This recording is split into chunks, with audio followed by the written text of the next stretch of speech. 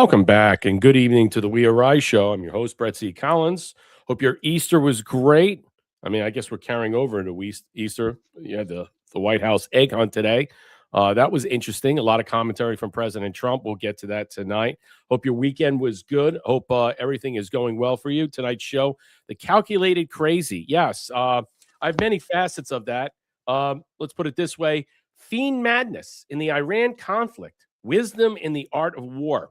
That's just the way you could put it, but I have so much more. Miracle in Mountains or Central Casting. We're going to dive into, was this real or not? Iran's Judgment Day. Uh-oh. Look out. Something's coming. Terminator 2 there? I don't know, but things are off the rails. They don't seem to make sense. I'll say nanu, nanu for all the all you eggheads out there and all the people that are following the Fartimists. I don't care about anything. You know, the whole weekend was all about Easter, Christ is King, all the stuff, religious stuff.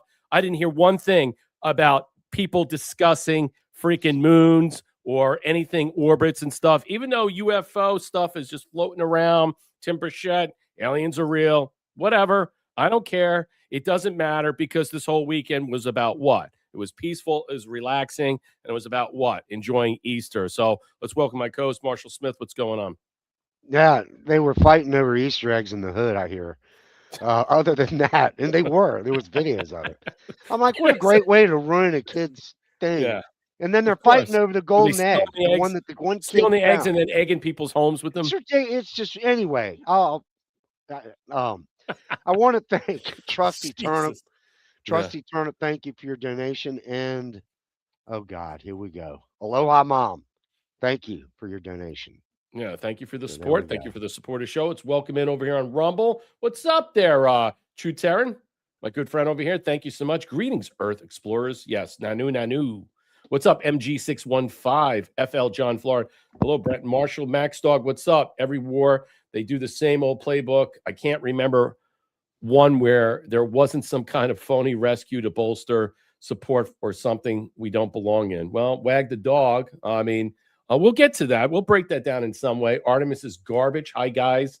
What's up, Pivotal? Nah, dog. What's going on? If you're on YouTube, please subscribe and share and like over there. I'm not monetized over there. Hello over in pill.net. Sausage Launcher, welcome in, friend. Wood USA, thank you for the 217 gold pills. Good to see you. Trump won. How you doing today? What's up? How was your Easter? How was everybody's Easter? Let me know in the chat. Let me know how you're feeling. Trusty Turnip, how you doing?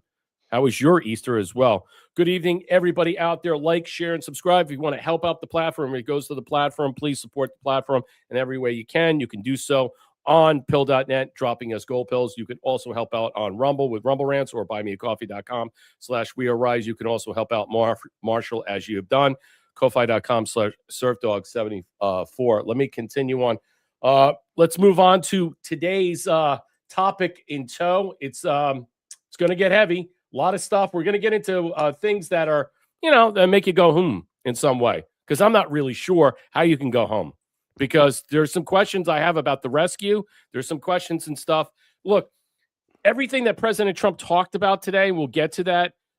Look, he's a, let's put it this way. He's an excellent magician. The sleight of hand, the deception, the art of deception in so many ways, the misdirect, the red herrings that were dropping all over the place. You got to keep it in mind. The discussions that were so crazy and off the chart makes me wonder, makes me suspect. But again, when President Trump highlighted the fact is there is a plan. I'm just not going to tell you what the plan is. It's just that simple. Makes me believe, all right, there's so many things that are going on that we don't know about, and they're not going to tell us. And so, again, you have to question everything. You make sure that you do. You try to back it up as best as you can and qualify those points. But overall, right now, I cannot believe anything that I'm seeing, hearing, or understanding like this. I want to be a nice person. They have till tomorrow. Now, we'll see what happens. I can tell you they're negotiating, we think, in good faith. We're going to find out. We're getting the help of some incredible countries that want this to be ended because it affects them also. A lot of people are affected by this. But we're giving them till tomorrow, 8 o'clock Eastern time. And after that, they're going to have no bridges. They're going to have no power plants. Stone Ages, yeah. Stone Ages. CNN fake news. Are you? And yet he was glorious today. He was just dropping insults left and right, dropping insults, basically New York fake Times. news. You suck. He's just cursing.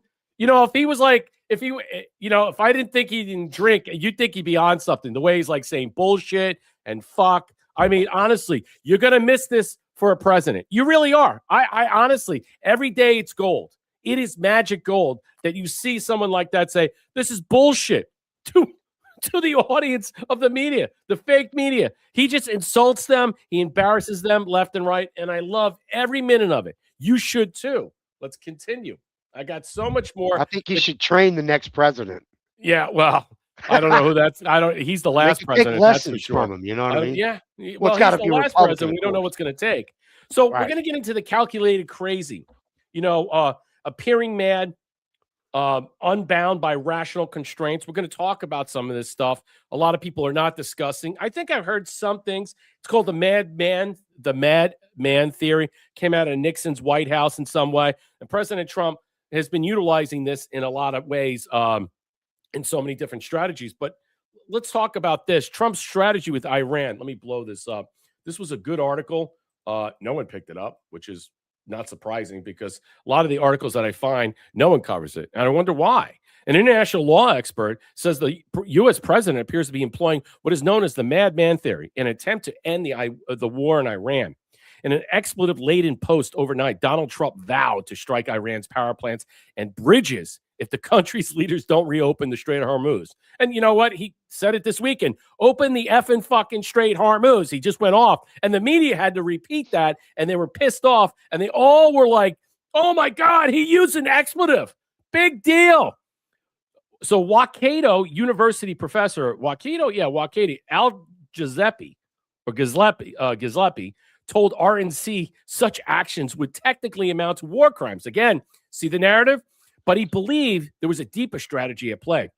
Madman theory was a strategy brought to fame by Richard Nixon unsuccessfully to attempt the Vietnam War. Yes, he used this in some stratagem, but didn't help. The strategy involves behaving in an irrational, erratic manner and threatening to go extreme lengths to end the war. You can understand that by his bravado on how that he's infuriated, that he's enraged in so many different ways. Remember, he went out there and said, "Yeah, we're doing this to saving all the gay people in Iran." You see how the lunacy that's all over the place. The idea that you don't know whether the person will or will not won't do it, and the opposition will be scared into making a deal. The issue with Trump's use of strategy, in this case of Iran, is that it relies upon what? Rational opposition, Gillespie said. In the case of either religious regimes or autocratic regimes, they often don't have that fear. Exactly. Because they're so suicidal, apocalyptic. They'll do everything they can to make sure they take their country down with themselves if they can. He said he did not believe the strategy would be successful because the Iranian regime did not care about what the U.S. did to its civilian population. Yeah, I believe that 100%. Iran feels emboldened by Mr. Trump's increasingly extreme rhetoric. I think they almost want it right now, and they might get it. But there is also concern that Trump might be bluffing. He acknowledged he doesn't respond in a rational way often, and that the one thing that's certain is that he's a poor loser and he may lash out in unexpected ways. Okay, well, that was his quote that he said here. I'll move on. The elevation of the U.S. threats against civilian infrastructure is part of a wider trend away from the conventions of modern international law. Everybody's doing this now. And whether you're dealing with the war in Gaza or whether you're dealing with the war in Ukraine, increasingly the practice is to put weight of the war on civilians and non-combatants. This was an increasing gap between the theory of international law and the reality it practiced, he said. The list of good guys is getting very small. If the U.S. were to follow through on Trump's threats, Gillespie suspected Iran would further increase strikes against infrastructure in the region, and it would extend its stranglehold on the Strait of Hormuz and its blockade on the Red Sea. The implications for this is that the price of oil and anything that's reliant on international transport through the part of the world will continue to increase. In the wake of Trump's threats, the New Zealand government needed to be calling for a return of international law. We need to be trying to find a way that this can be negotiated out and we should be supporting efforts at the Security Council, and then we need to be working out what the principles are prepared to defend in terms of freedom of high seas. And I'll leave it at that. Excellent overview of the madman theory, and I'll get to breaking down in this way, and I'll just give you an illustration of understanding what it is that this was concocted during the time of the Vietnam War, when you had what was his Secretary of State, actually, and the advisor he had, I forget his name. They concocted this theory of it's a concept of international relations and to coerce diplomacy, gain leverage by cultivating an image of irrationality, volatility, and unpredictability. No credible threat, extreme military escalation, nukes optional if it's possible, more believable to adversaries, pressuring them to concede rather than risk an unpredictable response. Machiavelli. This comes from Machiavelli's. I believe it's Articles of Live or whatever it was, the Discovery of Live. At times, it is a very useful thing to stimulate madness. And I think in some way, this deception that is being utilized in the background is being purposely done. But the problem is, have we seen anything that's come from this? We're not really sure in some way, because we're also tiptoeing around the idea of what? Not hitting and attacking, let's just say urban areas of like non-combatants in some ways. And they will now want to put children in all these areas. They want to move the population inside these power grid facilities to make sure that if we hit them, there'll be targets and we'll be blamed for that, Marshall. Yeah, there's two things that I noticed about that. First, it reminds me of Sun Tzu, the theory of appearing weak when you're gaining strength or whatever, however it goes. You know what I'm talking about. Mm-hmm. He's trying to appear like a madman. The other thing is that when you get to these radical Islamists, like these guys that are in charge right now over in Iran or Mm-hmm. have been, crazy people scare people like them. They get really wigged out. They get wigged out. They're like, it's kind of like, you know what I mean? I mean, they get freaked out if they think you're really crazy. Mm-hmm. And if they think he's really going to be crazy enough, they might actually go ahead and, start making some positive moves that he wants them to make. Well, the thing is, this comes out of the Kissinger playbook, and I'm wondering how much of this is really going to work in some way. That's the point of that I was saying. How much of this is going to be a bargaining chip per se? I mean, are credible threats essential and coercive bargaining appearing less constrained by cost or logic? It's possible. Raising the perceived risk for the opponent and encouraging them to back down preemptively. I mean, so you're manipulating the risk, all right? Because in some way, you're elevating it to a point that as far as you're willing to go, that they decide not to back down. You have to go. You have to go forward with it no matter what. So when you're laying down this trap in some way, as the barrage of stuff that was happening this past weekend in the attempt to rescue this colonel, airman, I'd have to guess in some way that they were doing other things behind the scenes. So this mixed motive theory game, all right, this is what it's also part of.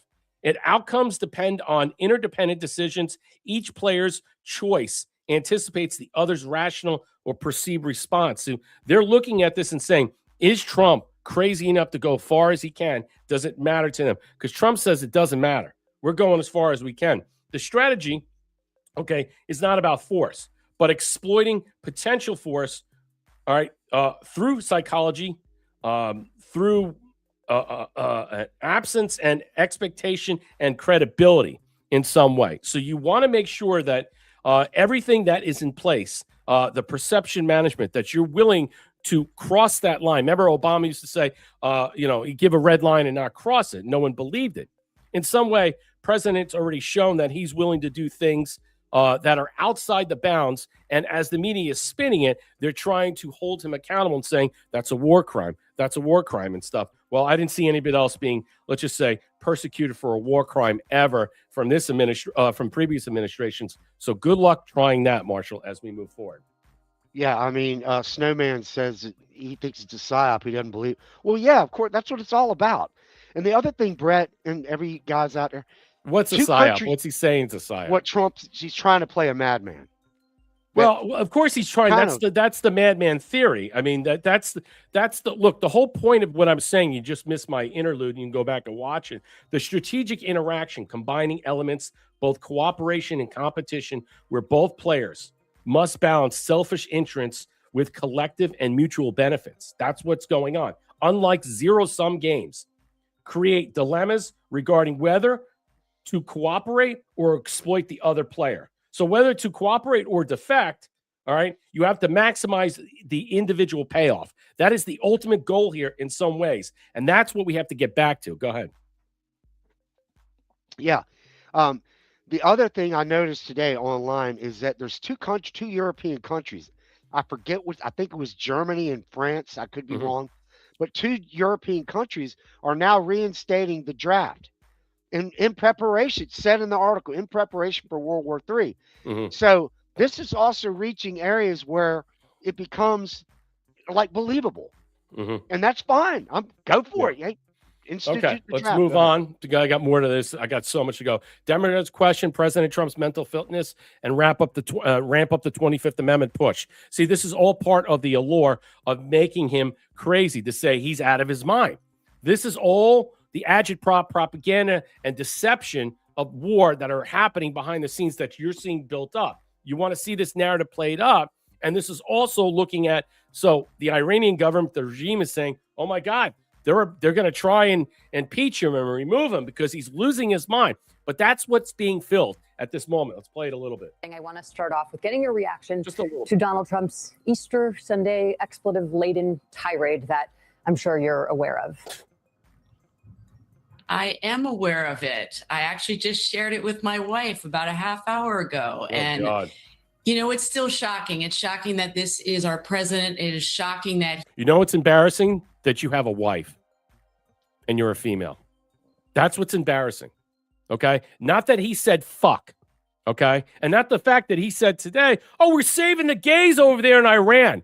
But you're so appalled by the fact is that he used one bit of language. Okay? Believe me. Okay? I can tell you right now, you as a lesbian, okay, is appalling to me. And the reality is that you don't like certain vernacular that's being discussed by the president of the United States, and we're at a time of war that you're going to attack. Fuck right off. Here we go. He said nothing about the service member who is recovered or all of the brave men and women who are involved in recovering that downed airman. It's shocking that he, who calls himself a Christian, has not offered any kind of words of hope or renewal on this most... A lesbian calling president of the United States not a Christian. You see the hypocrisy? You see that? I mean, honestly, over Easter weekend. So you want to get into using bad language and homosexuality, okay? And we want to talk about Easter and the Bible. Yeah, lady, you need to check yourself at the door because a lot of these people are so completely lost in their own allure. They think that their lifestyles and their, let's just say, flexibilities and viabilities are okay. But you say one little thing. Oh, it's okay. You're a mad crunching fucking what? Piece of shit dyke. All right. And I'm sure your moral compass is so fucking off the fucking chain that he says one thing, you lose your shit. Embarrassing. These people make me sick. They're not only hypocrites, they're opportunists. And you know what? There are more people in the media that continue on with this stuff during Easter. So what? It's a lot of bluster and bravado. And they don't get it. They'll never get it. And this is what's ratcheting up the madman theory. You know, and I bet I would be willing to bet that her church probably has drag shows and rainbow flags. A female gay priest. A female gay priest. There you go. Yeah, exactly. And then it just made me so LGBTQ. Yeah, it made me so sick. They had one dressed like these freaks, and right in front of a church on their steps, doing all these. I don't know if you saw it, Brett. Dancing around with the skimpy shit on. It's just really, these people, they need to be put back in the damn jar, man. So when you really think about what's going on here, the madman theory is stretching as we're discussing it, as I'm telling you, about understanding how this is being expounded out. President Trump is using the media and his rhetoric to ratchet up all the stuff. Here we go right here from Engelman. You call the Iranians crazy bastards. True. What is your response to critics who say, I don't care about critics? Zero apologies, absolute legend. It is. It's fantastic. You called the Iranians crazy bastards. True. what is your response to critics who say that I don't care about critics. What is your response to critics who say that it is your mental health that should perhaps be examined as this war continues? I haven't heard that. But if that's the case, you're going to have more people like me, because our country was being ripped off on trade, on everything for many years until I came along. So if that's the case, you're going to have more people. Yesterday in your Truth Social. Interesting that he says that we're going to have more people. More people like what? Him going forward. That's what he's suggesting in a lot of ways. All right, moving on. I got more to go. I'm going to have to blow through a lot of these things because we'll have some videos and other stuff, but I got a lot of things I got to discuss moving on because I want to talk about a lot of other things. Trump drops the F-bomb, says praise to Allah, wildest social media post ever. Again, this is more of what? All right, the more of the rhetoric and him ratcheting up all the nonsensical behavior. He's whipping the media up. He's getting the propaganda out. He's making sure people understand. He's actually utilizing the media to help promulgate and promote this madman theory, to push this calculated, let's just say, image of him as something that is Mad Max, an unbound guy that has no fear of the unknown, okay? And that the perception management and the reputation of him, he don't care. And he's willing to go as far as he can to do what he needs to do to get the job done. And that is what's being what? If Iran has actually media or television that are picking this up, because according to President Trump, they have no comms. So I don't know how they're getting this in some way. And is it really about Iran and the Iranian people, or is it about the Americans? Okay, American citizen, the populace, our NATO supposed allies, whoever they are, and everybody else in the world? I think so in some way. Is this working better than what Nixon was doing in some way? Yeah, it is. Because, see, the difference is we're winning. We have an upper hand here. All right. And I think the media has done everything it could to suppress this, to drive this down. And I think in some way they've done everything. We're losing all these troops, they're freaking out about how many planes that were lost or sacrificed during this rescue mission. I mean, are you kidding me? Are you kidding me? It's almost embarrassing on how he's doing it. And I think he's driving them so batshit crazy. They're forced to cover this. And people are seeing right now, this is what happens when you cross the line. And he's basically making sure that he tells everybody out there that we're going to finish this, and we're going to finish it the way it should always been finished. There'll be nothing like open it the effing straight, you crazy bastards, or you'll be living in hell. Just watch. Praise to Allah. Obviously, he's mocking them and saying, your God, Allah, is not there to save you. He'll never be there to save you. And I think that's glorious in itself. The wild post came from Iran, showed no signs of capitulating, striking oil fields and other economic infrastructure targets enabling Gulf countries. Iran's embassy in the UK replied to Trump's post, quoting great American writer Mark Twain, "It's better to keep your mouth closed and let people think you're a fool than to open it and remove all doubt." Excellent, excellent, excellent. Marshall, your thoughts? Man, I love it. Today is just glorious. Everything about today is fantastic. This is the president you want to basically say, this is it. This is it. You push me, I'll blow your fucking country to kingdom come. What do you care about all this other stuff? Does anybody care about all this other nonsense? Do you really care? I mean, are we really there to help save all these people there in some way? I don't think we're going there to what? Go out of their way to kill these people. But I can tell you right now, if you're going to blow up the infrastructure and all the power and stuff, and as President Trump said, oh, they don't mind. They want us to keep dropping bombs. Okay, then let's just go ahead along and do it. Who really cares? Do you care? Is it going to affect your life? Do you really give a shit? It's basically saying to the rest of the world out there that once what we do here, we could do this on a dime to your country immediately if you get out of hand. And I think that's really what it's about. I think this Iran thing is already a dead stick. I think it's already been done, and I don't think people really understand how far along we are with this. And I think we're playing catch up at this moment. That's why he did this briefing today. Some of the comms coming from CIA and from Secretary of War and General Kane. I mean, honestly, like he says, this is central casting. It could have been a great movie. Yeah. And it's, I'm waiting for the next step where he says, all the citizens of Iran, that want your regime changed and want to be free again, evacuate the areas, because, if that, I mean, I can imagine that scenario. It's not really, it's just scripted. Right. But when he announces something like that, I don't know if he will or not, but I can imagine it could. There's so much propaganda going on in this war and stuff know, in so many everything is ways. crazy. Like I said, I kind of hold back in a lot of ways, because as much as I look at this war as real as that I can understand it and like base it or try to like wrap this around my mind, part of me thinks it's just part of the central casting role, the movie behind the scenes, the wag the dog scene, with this airman, this lost pilot and all this stuff. Yeah. I mean, there's just too many similarities that I'll get to. Let me play this, because a lot of this stuff interludes with the conversations President Trump was talking today. A lot of stuff that Hegseth said, a lot of stuff that Ratcliffe said, Raising Cane. I don't know. Everything's all over the place. I don't know what's up or down.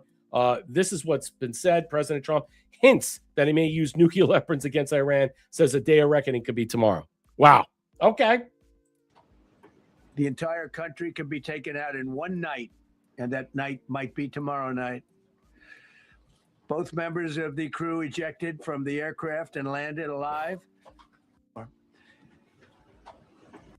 I mean, do you really think he's going to use nuclear weapons? I mean, come on. I mean, again, he's ratcheting this up.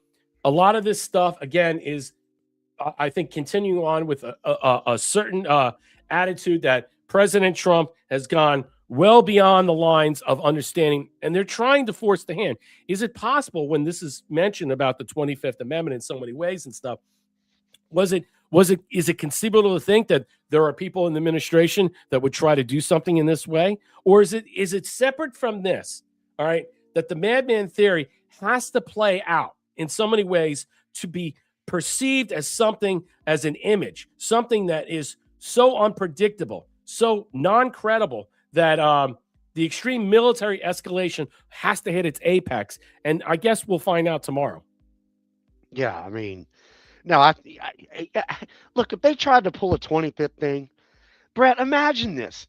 They're going to have lawsuits and they're going to be in the courts. That's just ridiculous. That's never going to happen. Well, I heard some talk and stuff like that, because there's, a lot of people coming out saying, Bonnie's a Bush in some way, and she was going to lead the charge if President Trump was going to take the next level. I don't buy that at all. I don't buy that one bit at all and stuff. And who's going to follow suit in there? How many traitors are inside the administration? The President Trump is basically planning on moving people out. And I don't necessarily believe because they're traitors. I just believe that time is up, and maybe their role or placeholder position has gone, let's just say, filled for the moment, or basically it's expired and their time is up and it's time to move them off into another role or what have you. I mean, I don't know. I don't know how to proceed. We covered Bondi and Noam the other day, but a lot of people are suggesting this in some way. I'm not really sure about that, so I'll leave that to chance. How is it taking care of the Iranian people if you're bombing them? This is just another part of the agitprop. This is just beautiful. How is it taking care of the Iranian people if you're bombing? Yeah, who you with? Yes. Well, that's a radical left group of lunatics that you're with. Let me just tell you, very fair question. It's a the Iranian people, when they don't hear bombs go off, they're upset. They want to hear bombs because they want to be free. I mean, do you understand that? He's saying these people want to be free. They want to hear bombs. And the media is listening to this and saying, is he fucking crazy? I mean, that's how the perception management works. That's how they pushed it in some way. He's basically saying they want me to drop bombs. They need me to drop bombs. I have to drop bombs to save the people. And the media's like, what? How is that possible? And you're going to target all these civilian areas that regarding the infrastructure and what have you, and they're not going to have any power. They're not going to have any water because you targeted a desalination plant. You targeted this, you targeted that. It is just glorious of how much this level has been raised. I mean, it's just crazy. And the only reason they're not out protesting, you know that, is because they were informed that if they protest, like the wrestler and his friends, if they protest, they will be shot immediately. And that's an edict. That's in writing. Wow. I mean, it's, again, this is another amazing time that we're living in, that we're seeing this type of rhetoric be discussed so openly, so it's so cavalier in so many ways. it's almost enjoyable in some way when you hear a president speak like this. They need us. They want us.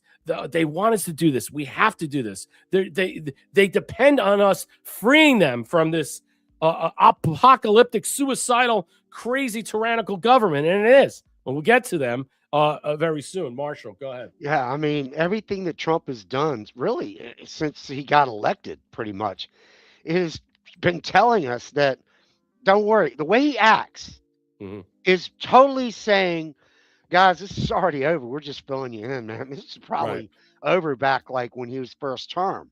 And then anyway, yeah, I think it's just, he's too casual, like you said, and he's too happy for this. I mean, it's already, I think, like, I agree, Brett. It's already pretty much not, bolted up, No, it's not. And again, to sell the theory, the fear of the unknown to many people, it's out there. And I believe that we're living in this simulated manifestation of madness. And I think that's what you need to keep your eye on. What we're witnessing right now may be all a stage event, all a simulated event, and we're not really processing it at the moment. I mean, I'm just throwing that out there because that's how I feel these days. I'm not really sure about anything about this, and it's driving a lot of people wild. And I'm finding a lot more fun and humor going about thinking about this in some way because, it seems to me the way the president is speaking, it seems to me the way this is, that this has already been done.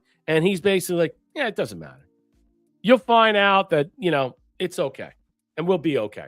That's what it seems. So at the Easter egg hunt today, President Trump, Donald Trump, you're the best president. Thank you. I agree. What's going on with Easter egg hunt? Donald Trump, you're the best president. Thank you, honey. I agree. What's going on with Easter egg hunt? It's just glorious. Thank you. I agree. He had so many beautiful moments with the kids. I honestly, he is such a funny bastard. It's not even funny. And honestly, him interacting with the children over there and stuff, it's just so much fun. And I enjoyed every moment watching this today, because I spent time watching because I want to hear his commentary. He had some good stuff because he had the press conference. Let me continue on with this. So hilarious Trump moments, speaking to kids. I could sign autographs for you guys tonight. You could sell them for $25K on eBay. This is great. You can sell it for $25,000 on eBay.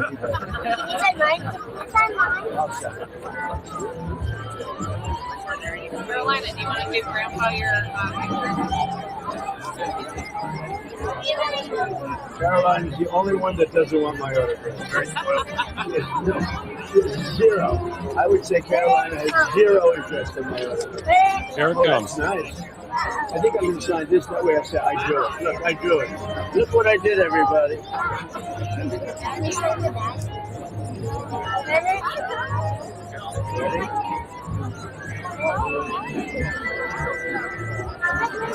If I would use the auto pen, he'd have an auto pen problem.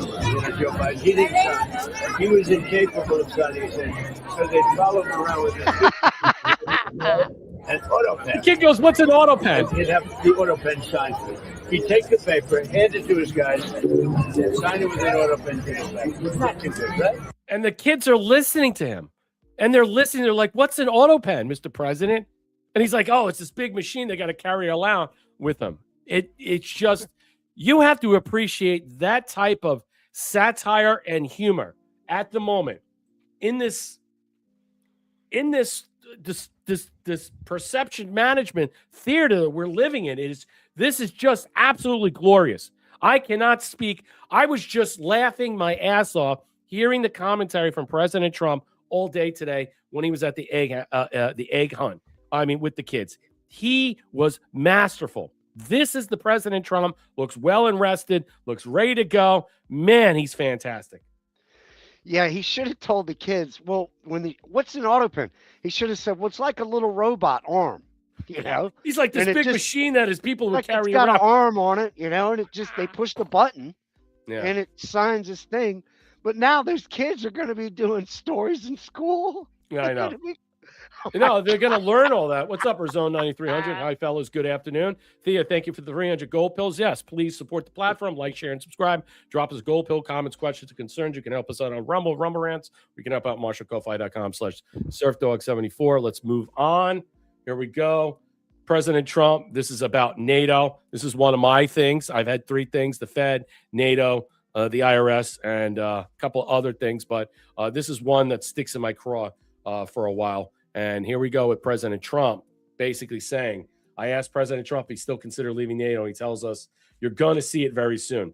NATO hasn't been up to the task. NATO should be ashamed of themselves. All right. So I guess the Secretary General Ruta is coming on Wednesday. So they're going to discuss it. So he's probably going to embarrass him. I mean, he likes him. Is it his fault per se? Or is it the EU? I think the EU is leaning in or onto NATO in so many ways. And I think these countries are basically, there's going to be a separation. You have 100,000 troops in Germany. You have stationed all over Europe. You have 50,000 in Japan, Australia, called Australia, Japan, South Korea. I mean, you start pulling out all these troops and bases. You know how much money we'll save. Let them defend themselves. Hey, let them blow each other up. What do we fucking care? It's not going to be our problem.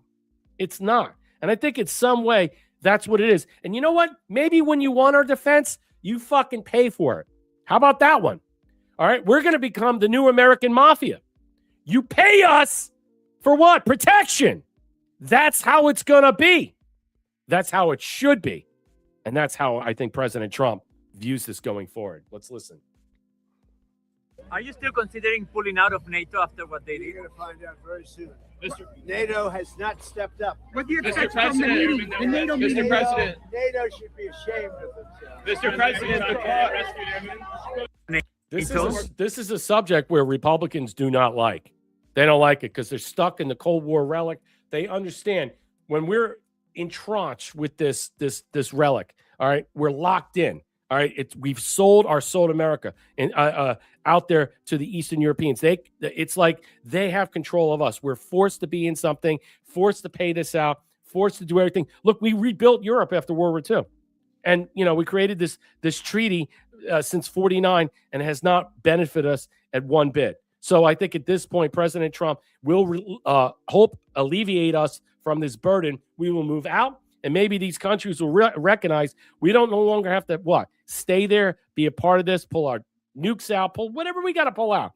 But you know what? When you need us, all right, you come knocking on our door, all right? And if you're showing us some coin, yeah, we'll do whatever you need. But you pay for it. And I think ultimately that's what's coming. Let's continue.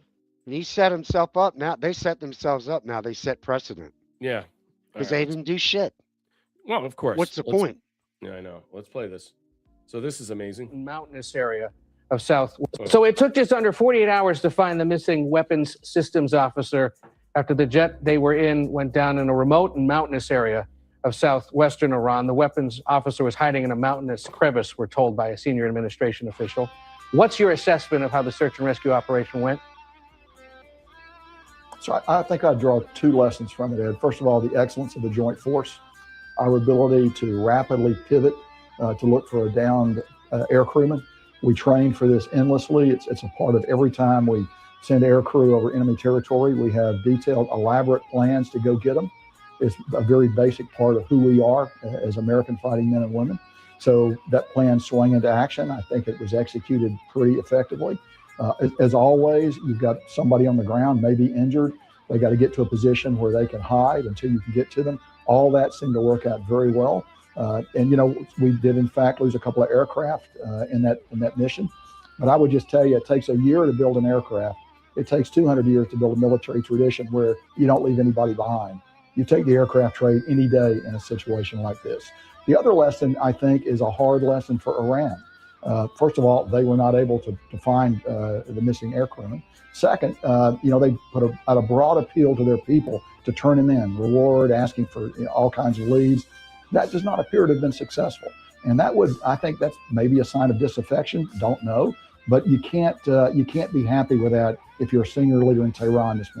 Okay. So, I mean, if you believe that, right? I mean, there was a $60,000 bounty. You had hundreds of troops, SEALs scouring for this this colonel, this airman, who apparently hid in a crevice in a mountain. And as we'll get to President Trump's comments, he had an allegory in some way, like a parable, that this guy hid out there as sight all weekend, and the narrative, the metaphorical speak that he was, is that he came out of hiding after they found him, and he arisen from all this stuff. I mean, it's just how they made the similarities, and trying to make that similarity, I thought was kind of comical in itself. Strikes me of Wag the dog. I'm not sure I believe the whole story behind this. I think there was a two-front operation that was going on, and we're only hearing about this one. Of course, they're not going to tell us that. But let me go on and let me continue. The brave F-15 airman was rescued during an audacious mission involving hundreds of SEAL Team 6 commandos, deceiving Central Intelligence Agency, as the CIA said that they had planned this large subterfuge, as President Trump was, this diversion, this distraction, in one end, while they basically operated on another end to look and scour and to detect his beacon. They were also attacking and droning areas in so many places with B-2s all over the place that we're not really sure what they were hitting, but this is why we're discussing it now, because it was a twofold front, but there's other things that are involved. The unidentified airman, who President Trump has described as a brave warrior, got trapped behind enemy lines after the fighter jet was shot down. I've seen this movie so many times, Behind Enemy Lines. I've seen Wag the Dog. I mean, it's just, honestly, it's just really, I'm circumspect. I'm sorry, I am. And I will continue to be that way. They're not showing, again, they're not going to show us all this stuff. So I'm sorry, I have a little doubt. And I apologize that I do, but you could be misdirected into believing something right now, but I see a great artifice performing. A pilot was with him, safely ejected the aircraft. I've seen this movie, was rescued by 2 military helicopters that same day, but the airmen remain missing. This is multiple movies. Multiple movies have been done. There's a movie with Gene Hackman. Okay, go watch that one regarding something like Behind this. Enemy Lines. Well, there's another one. There's a couple of movies Behind Enemy Lines. That's the closest one to this. Right. Man. Well, that's the one I like. I mean, he I'm managed to evade Iranians for nearly 2 days by climbing the tall, narrow mountain. American Mk-9 Reaper drones hovered overhead, shooting missiles at Iranian forces. The airman, a weapons system officer, had a huge handgun to protect himself. Had a handgun to protect himself and was left seriously injured after being thrown out of the F-15. Following the crash, Iranian forces put up a $60,000 bounty on the airman's head, and prompting Iranian militants to hunt for him in the mountains. CIA agents then planted fake intel that the airman had already been rescued and driven out of Iran, the New York Times. Meanwhile, the U.S. military officials received beeping information about the airman's location, but a radio message threw them off, making them think Iranians were sending false signals and trying to draw American forces into the trap. I think you can get the gist. I got to move on. I'm running out of time. There's a lot more stuff to continue on about this narrative, and I got more. Let me play this. Again, let's hear some of the discussions that were happening today by the defense leaders.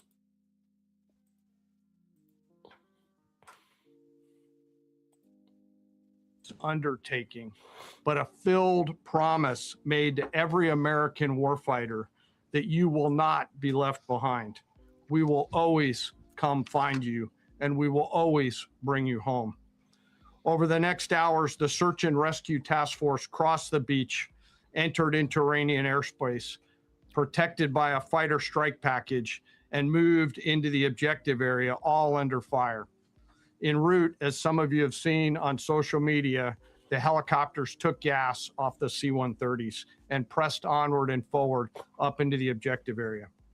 While this was ongoing, and out in front of them, the Sandy flight of A-10s and other remotely piloted aircraft, drones, and other tactical aircraft were violently suppressing and engaging the enemy in a close-in gunfight to keep them away from the front seater and allow the pickup force to get into the objective area.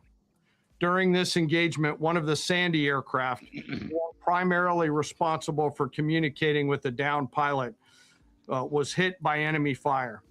This pilot continued to fight, continued the mission, and then upon exit, flew his aircraft into another country and determined that the airplane was not landable. This was one of our A-10 Sandy aircraft.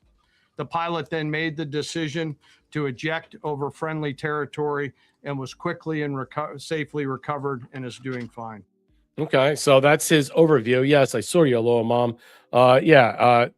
Hiding in a crevice, it's biblical, literally Psalm 46. Yeah, I understand that. I mean, what I'm saying is I'm not believing the narrative. I hate to say it, and I'm going with my gut about how I see this. I have another thing with President Trump's full background, full discussion, but I'm just going to play snippets and stuff because it's too long. I'll give you Pete Hegseth, okay? And then we're going to go into why I think there's something off here, something that I picked up. Here we go, Pete Hegseth. Wow, Secretary of War Pete Hegseth says they kept the live call open for the American airmen stranded nearly 48 hours straight. Top of its read, 48 hours, 56 minutes. From that moment, our pirates went down. Our mission was unblinking. The call never dropped. The meeting never stopped. The planning never ceased.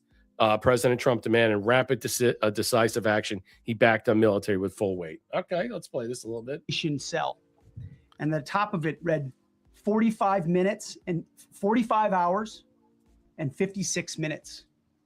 For 45 hours and 56 minutes, we held that call open for coordination. From the moment our pilots went down, our mission was unblinking. The call never dropped. The meeting never stopped. The planning never ceased.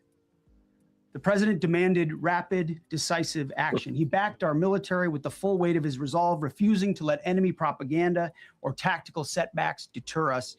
His leadership ensured that every lethal and non-lethal resource was brought to bear, that our forces had the authorities and the support they needed to succeed. When the president says he has the backs of our warfighters, he means it.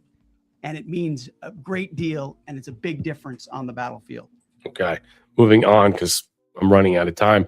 I got more. So they're all speaking about all this. They all have this type of, again, choice words about how the operation was. Let me show you this. And I got a couple articles about this. I was researching this to look this up. Now, I'm not suggesting in some way I could prove this to be true vis-a-vis where it comes from, Iran or other, let's just say, nations suggesting this. But the U.S. rescue mission to save an airman may be cover to steal enriched uranium. Now, there is a quiet campaign of psyops and disinfo, maybe malinfo, that is being asserted and projected out there, that a failed uranium extraction, mission that went awry, thus that why they've created the subterfuge to counter narrative that a pilot was shot down and a mission to seek and find him for a rescue. Now, either that is cover, or that was done as the CIA perfectly laid out the disguise, as President Trump talked about the subterfuge in some way, while they campaigned to do other things. Some people said they had inserted troops in there to find and recover this. Let's play this. The possibility that this was a deception operation to steal enriched uranium should not be ignored at all.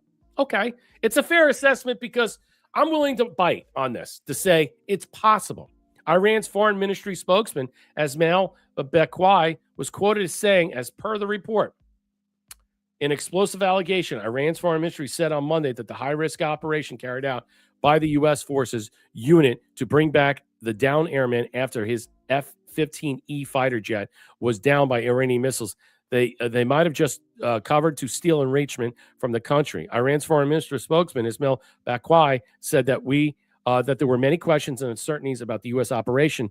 Ashkar al-Aswat reported, pointing out that the place where the U.S. troops wanted to land was far away from where the airman was claimed to be present, Bakwai said. The area where the American pilot was claimed to be present in Kogilai and Boyer Ahmad province is a long way from the area where they attempted to land or wanted to land their forces in central Iran. The possibility that this deception operation to steal enriched uranium should not be ignored at all. Bakwai was quoted as saying this per report. He said that the operation was a disaster for the United States. Iran's military stated that several U.S. aircraft had to make emergency landings in the southern Isfahan province, and after being hit during the mission. Here's what Trump announced. U.S. President Trump announced on Sunday, military force successfully rescued. All right, so we rescued some guy. So they had to put that up there. So let's just say we're going to take this article to be true, or the idea that this malinformation, the psyop, disinformation is real. And so they have to play this out in some way. All right, whether it's true or not, and it actually happened or not. In the post on Truth Social, Trump said, "We've rescued seriously wounded, really brave F-15 crew member." Trump described the mission as one of the most daring search and rescue operations in U.S. history. There is nothing to doubt President Trump in this in any way. But unless we actually see this or understand it, and there's more stuff that comes out of it, you have to be skeptical. In the fog of war, if everything is going on, you don't want to tell the enemy anything.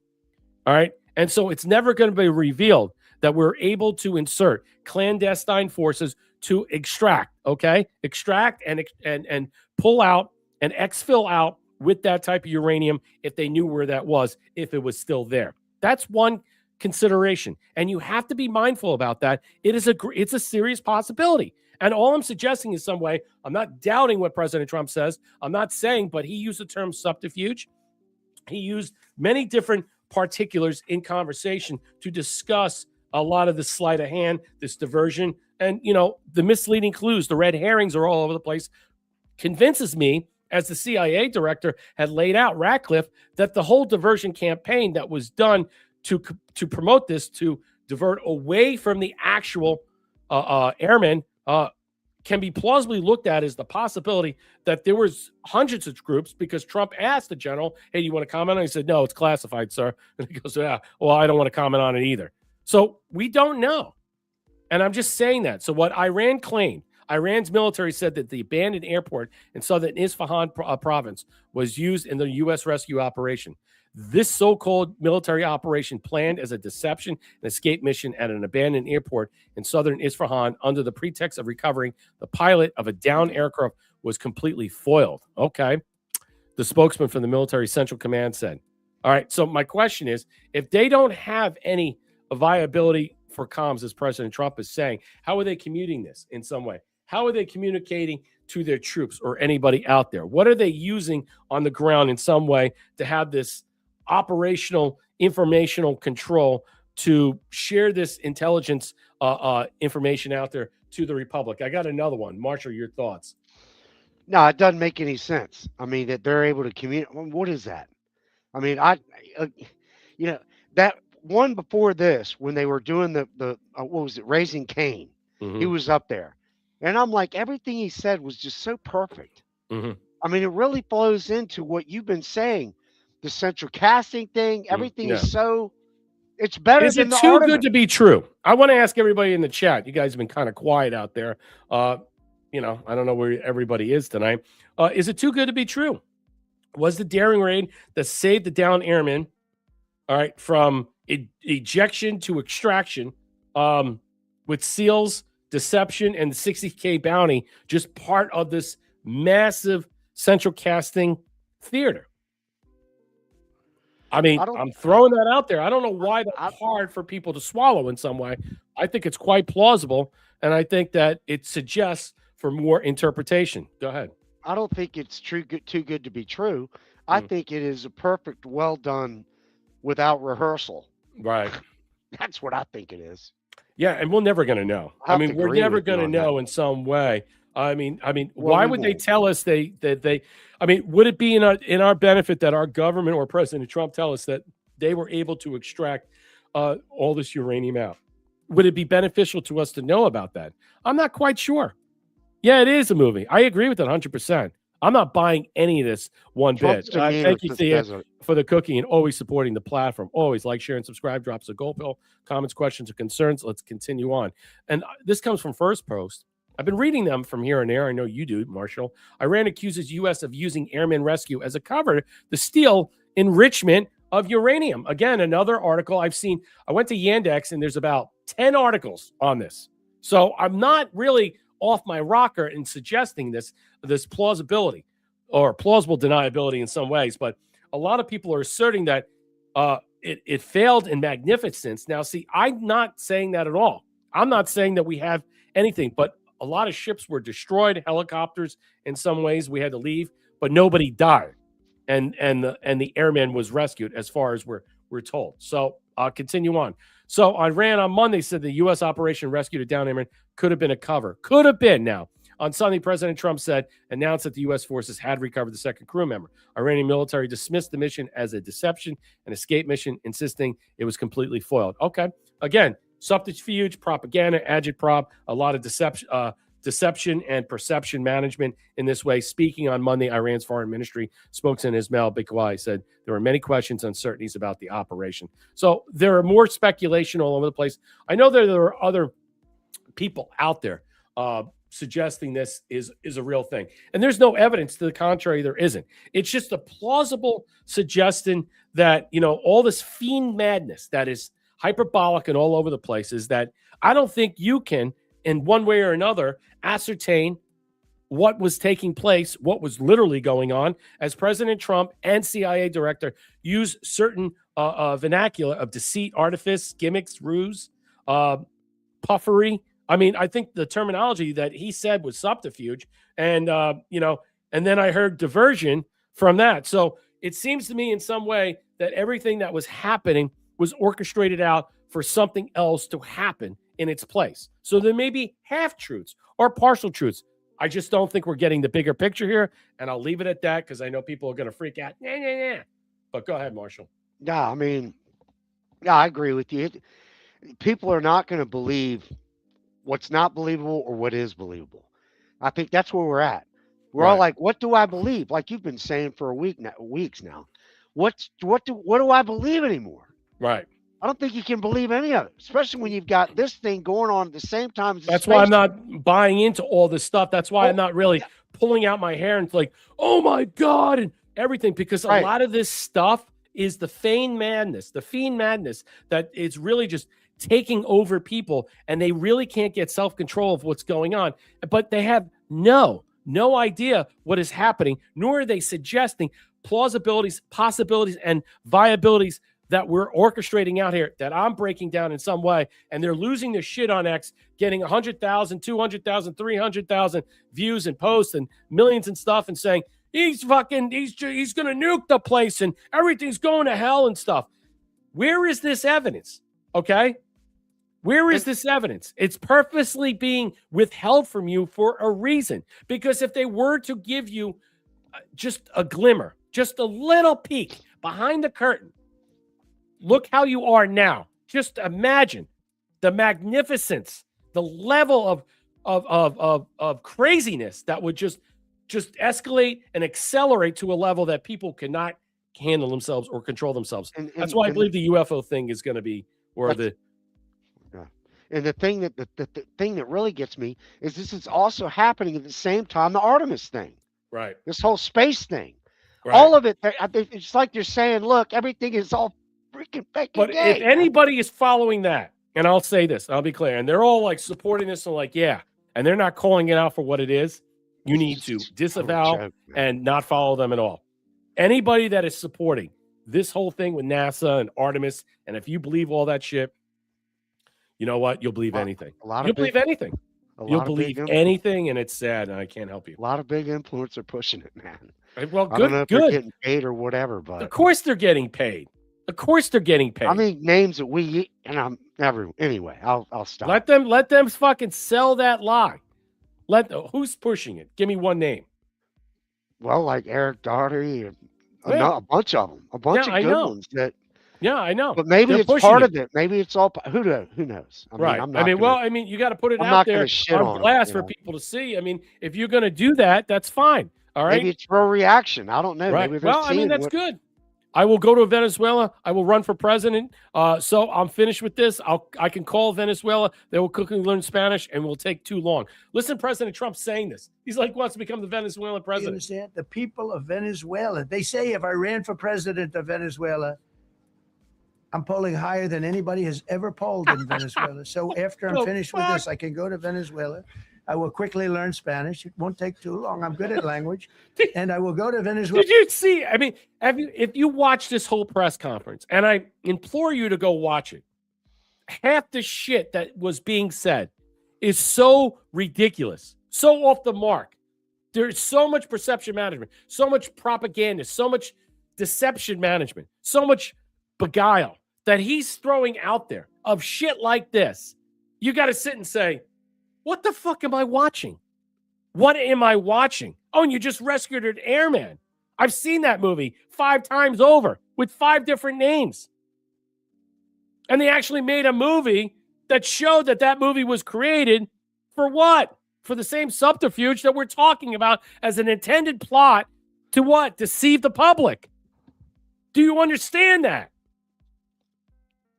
Man, we are living in the fucking matrix, no doubt about it. And everybody's following it, hook, line, and sinker. Let's continue. I'm going to run for president, but we're very happy with the president-elect that we have right now. The people that are running it. If you remember Bush with Iraq, yeah, he called that out too. Remember Bush with Iraq?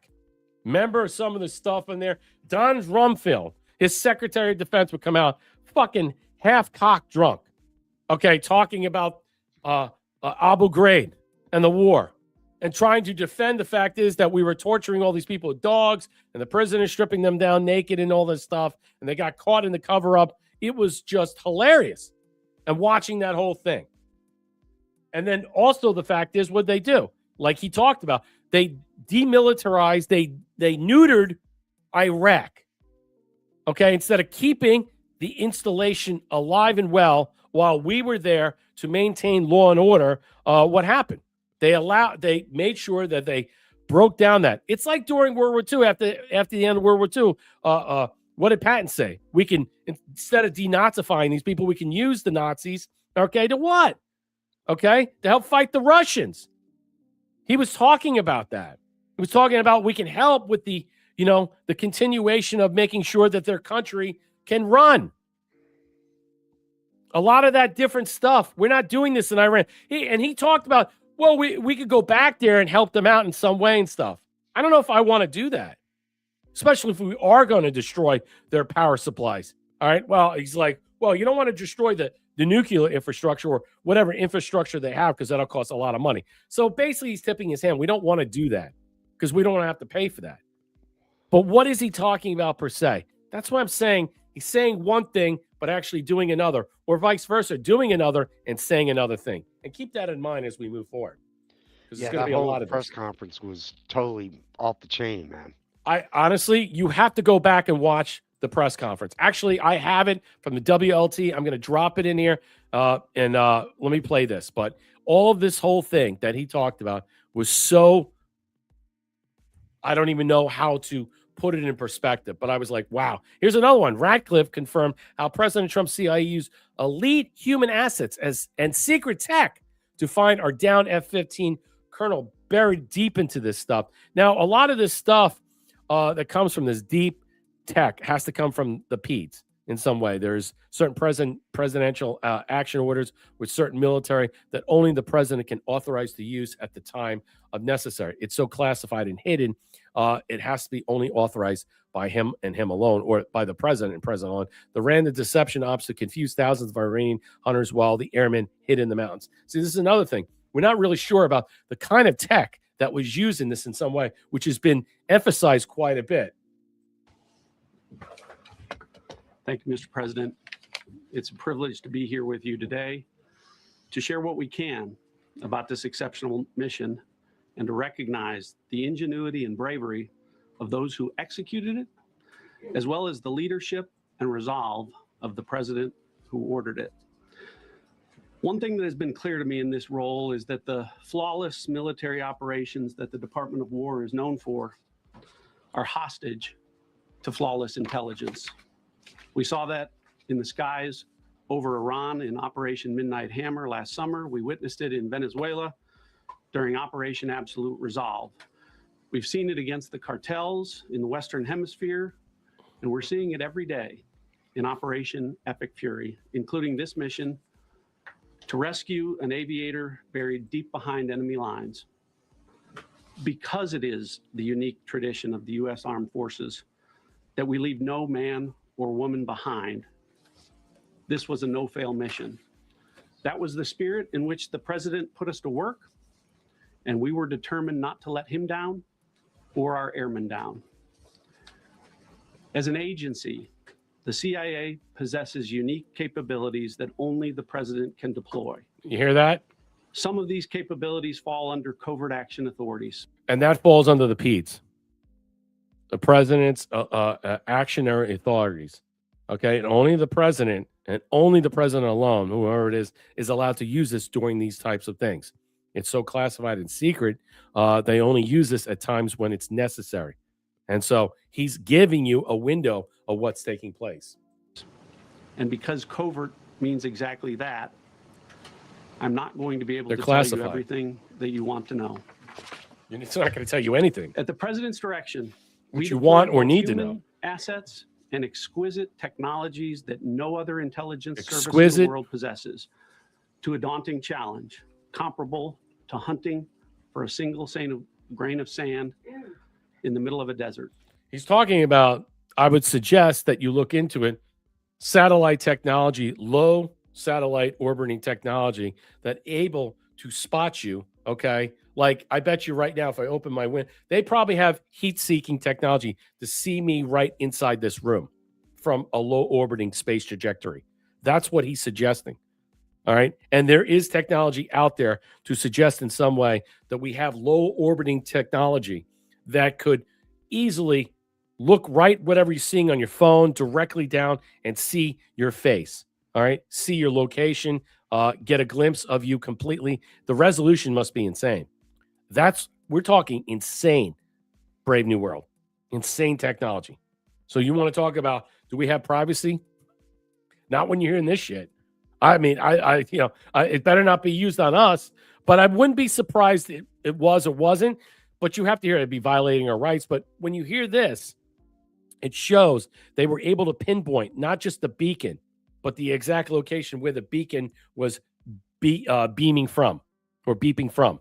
And then they were able to focus on that and then see him hiding in a crevice. How did you know he's hiding in a crevice? Oh, we could see him. Oh, okay. This was also a race against the clock, as it was critical that we locate the downed aviator as quickly as possible, while at the same time keeping our enemies misdirected.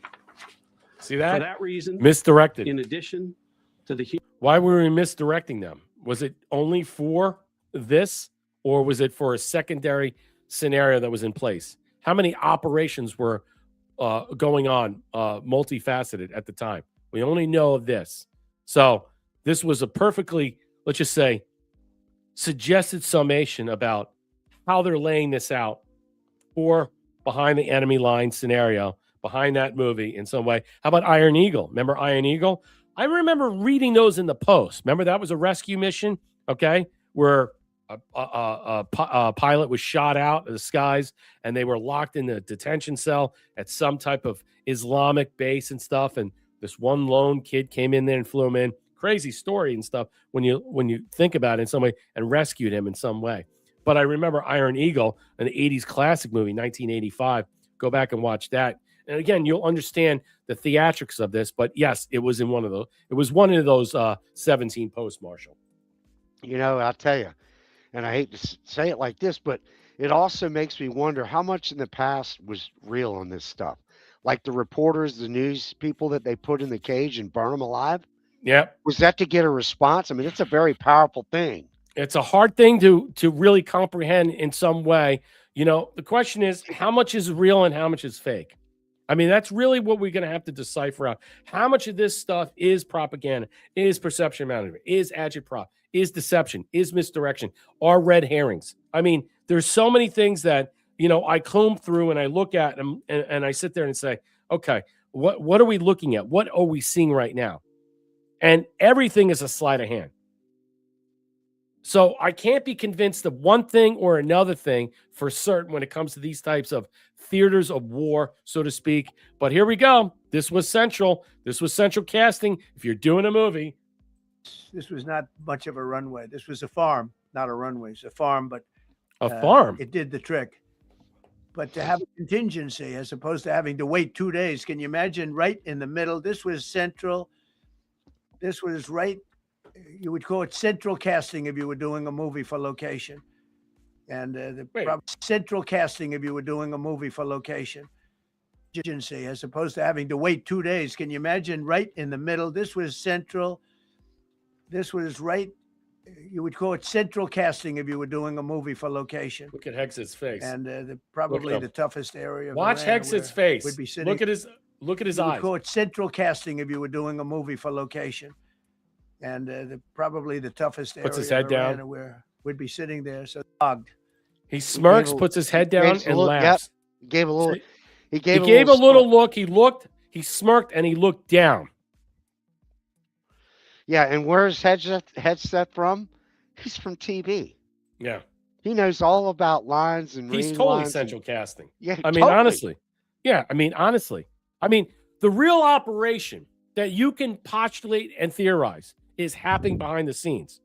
I mean, the idea that Pam Bondi, people are like, oh, clapping like seals and stuff, and she's moved over and stuff. Again, we talked about her, the actress, moving over from one role to another. We did a great show on Friday about all that stuff, a placeholder type of scenario, moved over from here to there. All right. Whatever happens, I think I don't think there's going to be anybody incoming anytime soon, especially with midterms coming up. So you see a lot of actors, dress rehearsals that are going to be filling that spot for the time being. But you have to consider that everything that we're seeing, we're imagining, we're just basically trying to understand. Hexa gave the Marshall smirk from the last week. Yep. Yeah, I totally get that. He was definitely smirking. He definitely was dropping these types of they're all laughing behind the scenes. What if I was to say in some way that none of his team, prima facie, that you see are really working behind the scenes to do it? This is just, they're understudies to the real actors, the real people behind the scenes that are doing the work. Consider that. Consider that. And I'll leave it at that, and I'll just let that go. All right, let me move on. Brett, you're fucking batshit crazy. Well, you're batshit crazy not to think otherwise, okay? And just believe everything you see and hear and accept it for what it is. Sorry, I don't believe that way. 3 words down, airmen told the rescuers that left them fearing they were headed into a trap. So now it's a trap. Now, remember, behind Enemy Lines, the remake and stuff like that, there was a trap set up. The second one was done with the Serbian and Bosnian Herzegovina war. And the other one, I think, was, I forget that was with Gene Hackman, and that was about either Vietnam or something else. No, it was like Coors. I forget what that was. It was over near Czechoslovakia. And that. Oh, region. okay, all right. So yeah, probably had the Russians. Kosovo. Okay, all right. So you had 2 movies like that are representing those types of scenarios. So here it is. The 3 words down airmen told rescuers left them fearing they were here. Listen to this. How were they able to drop those? Well, you know what? When you do thousands and thousands of flights, and Yes, behind enemy lines. Multiple movies were made from the it. 2 pilots got out. They got a little bit lucky, and you know what? In war, you need a little bit of luck also. They got a little bit lucky. That's all they got. What's stopping you from ending the war? Well, it could end very quickly. The war. They do what they have to do. They have to do certain things. They know that. They've been negotiating, I think, in good faith. We've had total regime change. The people there now are much more reasonable than the lunatics that you had in phase 1 and phase 2. They were lunatics. The people that we're negotiating with now on behalf of Iran are much more reasonable. You can call it what you want, but I call it regime change, and I think most people are giving us credit for that.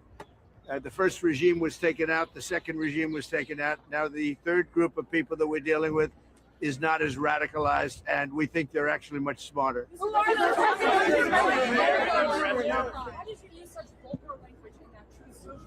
Only to make my point. I think you've heard it before.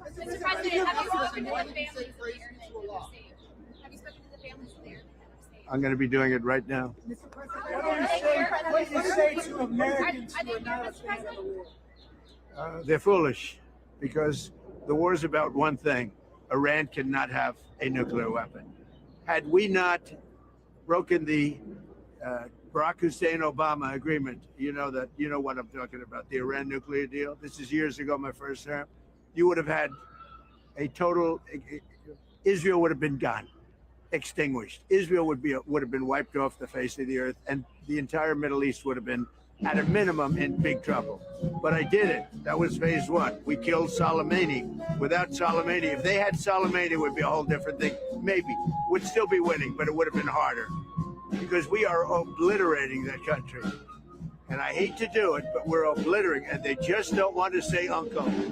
They just don't want to say uncle. And, that's an odd thing to say, and we all know what it means, but I think in some way, what are you suggesting in some way? Why is it that they're willing to go down in a blaze of glory? And basically, what? Are they just holding off for a time for they can escape? What are they really looking for in the context if we can actually think that what we're talking about and whom we're talking about are the same type of people? Okay? Consider that. Are they the same type of people that we're talking about? Or is there a reference to somebody else that we're not seeing? Iran is used as this, I would say this magnificence of something a lot bigger than we're actually understanding. He mentions bridges and roads and all these other things and stuff like that. Is that the London Bridge?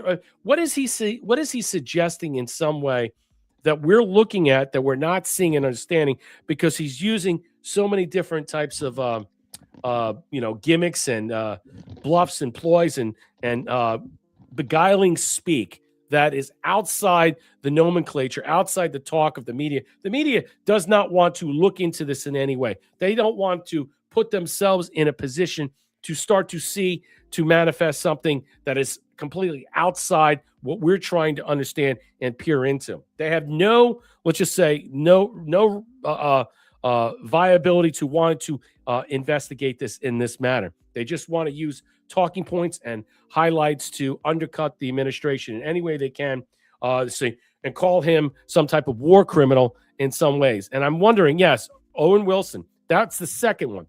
But Gene Hackman did one in 86. All right, that was the original one. All right, but there's multiple movies, Senor Polo, what's up? How you doing? Of movies of that ilk that represent something of similar fashions down behind enemy lines, Marshall. Glover did a movie too. It was Bat something. Bat. Right. I forget the whole name. I know that what you're talking about is too. Iron Eagle is an example. It's in the post. Go back and look at Iron Eagle. That's exactly what it is. I mean, there's no doubt about it. That's in some way.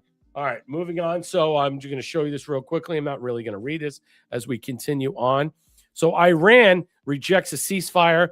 I guess there was all these talking points, so it doesn't matter. Tehran submits a 10-point response via Pakistan. I guess there was going to be a deal in some way. They were going to coordinate to have their teams go into Islamabad to do this. They made a proposal, and it's a significant proposal.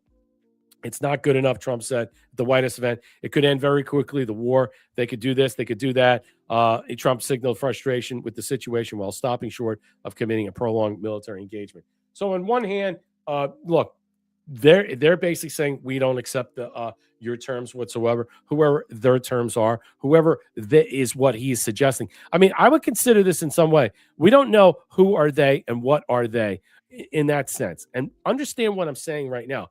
I mean, you see that this artifice of these Islamic cloned Ayatollahs just pop out of everywhere. They got them on speed dial. You press a button, here comes a new Ayatollah, or here comes a new cleric. Here comes another radical, psychopathic, apocalyptic nut job. They just seem to grow. They're like gremlins. They're all over the place. They just don't die. And it's odd in some way that this is playing out in some way and that no one's like focused on how many people are they? Like President Trump said, half the country's in fucking uniform. So basically we're just dealing with a whole Iranian army of a country of people. It's just completely batshit crazy that we're here right now and trying to facilitate talking points to understand who they are and what they are and what is the end goal here? What does anyone want? Is the gay Ayatollah still in charge? Exactly. Next thing you know, it's an LGBT.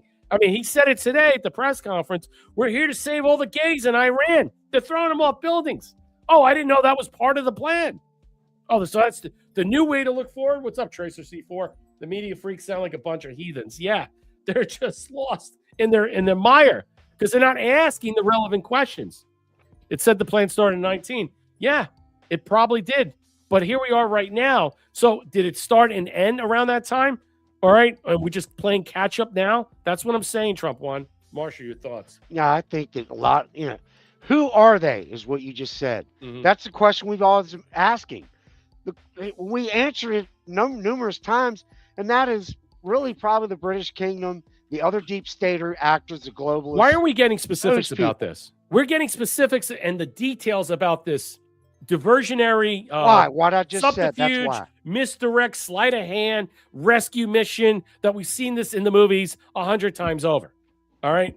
And we get misleading discussions about who they are. We always speak in these pronouns, they, them. You know what I'm saying? Are they LGBTQ? Who are they, them? Okay. At this Iran regime. Because another one bites the dust, and then boom, you press a button. We're talking about a new one is taking over. We just killed somebody this weekend. All right. Part of the intelligence service there. How many of these people are in succession and in lines of power that they just press a button, they pop back up, and now you get the next guy in charge? I mean, it is just, see, I think that is much more curious, and that weighs on me of understanding the power structure and the delineation of what we don't see versus all this other stuff that President Trump calls subterfuge that they did and acted upon during this rescue mission. It's their last, we talked about it, Brett. It's their last shot. Right. They don't have any more puppets left, Brett. Right. They don't have any more puppets. These are the globalists, I would say, the British Kingdom, these type of groups, the Rothschild, Is it the Bilderberg group? I heard someone said they're in Washington, D.C. right now, and they didn't invite President Trump. So they're all. It's the was that who we're brokers. taking out? It's the globalist people. Yeah. I'm just waiting for what is his name? Prince George to show up with the turban. You know what I mean? Prince George? I mean Prince Charles. King. Oh, King Yeah. Charles. Okay. Yeah. I'm waiting he's for him coming. to show I up think with he's a coming. turban. What, the 14th? He's going to show up with a turban on. He's going to be, I'm the new Ayatollah. You know what I mean? Oh, I mean, that's what it feels. The whole thing is, these are puppet people. That's why I can't wrap my head around all this stuff. That's why I'm just like, whatever. It's a puppet state is what it is, in my opinion. POTUS to General Dan Kane. How many men did you send all together? This is an interesting thing. Kane, I'd love to keep that secret. I thought this was funny, but there's something more to this. Listen. Hundreds of thousands of soldiers along the path. I mean, look at some of the helicopters, how they got hit. So, yeah, there were people within the military that said it's a wise. And don't forget, how many men did you send altogether, approximately, for the operation? I'd love to keep that a secret. Okay, well, we are. But I will tell you, the number, I'll keep it a secret, but it was hundreds and hundreds of these people. That's pretty good. Is he central casting? He's central casting. There you go. He's saying, and then he's like, I'll keep it a secret, but we send hundreds upon hundreds. How is that a secret? Do you see what I'm saying about the puffery? You see what I'm saying about the ruse, the deception, the diversion? It doesn't make any sense. Okay? That's why I look at President Trump as the ringmaster, this master of deception. And he's the art of deception. He really is so good at this, it's not even funny. And that's why I love him. Because I know when I listen to what he's saying, he's telling you a load of shit. Because he has to. Because he can't until it's all done. And maybe one day we'll get to know what actually happened. Or maybe not. Maybe it'll be written or not.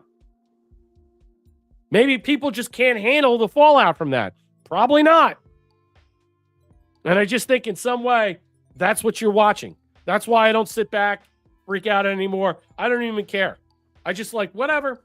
Okay, that sounds fucking beautiful. Because if he comes on tomorrow and says, yeah, Iran basically flicked me off and I just nuked them. The country doesn't exist anymore. 90 million people are dead in Tehran if they got out of the country. Well, there's some people left over. Are you going to believe that one? Darlo, gift of the can. There's very few OG streamers that have held the line. I just want to say thank you for holding the line. Wow, I appreciate it. I want to appreciate your support for always being here. All right. and your comment that you said the other day. Thank you, Thea, for the cookie and always supporting the platform. Like, share, and subscribe. Drop us comments, questions, concerns. You can always help us out. You can help out marshallcofly.com/surfdog74. Or you can drop us a Rumble rant. Let's hear your comments over here. You guys have been quiet tonight. Dang, I'm so late. So much news. Yeah, well, you can watch it on replay. Par 5. What's good, Brett, Marshall? Good to see everybody out there and stuff. YouTube's been quiet. I'm very surprised. All right, let's move on.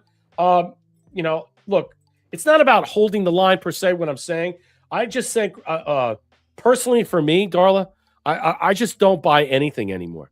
I'm completely convinced that what I'm seeing right now, I'm being rug pulled. I am being totally rug pulled, and I can accept that. The question is, can you? Yeah, in a positive way. In a positive way. I can understand bullshit. I get it. It's almost like we're waiting for the next scene. It's like, can you hurry up and get to the next scene? Right, exactly. And I'm just like, where? Come on. Let's go. Hurry up, more. man. Let's get it done, man. That's what I want. And that's what I want you to see. Not go freak out and panicking. It's over. If you watch today, and I dropped it in the chat, go back. It's a WLT report. It covered the whole illustration, whatever this fucking press conference was. It was just... It was a classic Abbott and Costello. Who's on first? What's on second? It was great. And if you go watch it, you'll be like, scratch your head and it's like, what did I just watch? It's like something out of a fucking movie. And that's what we're being tipped off to, hinted to. Everything you're seeing is central casting. Nothing is real, okay? The real stuff is behind the scenes. Everybody else is playing a part. It's not real. All the stuff right now, everybody is understudies. Behind the scenes, it's happening.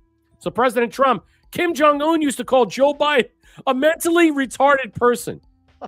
This is so fucking funny, honestly.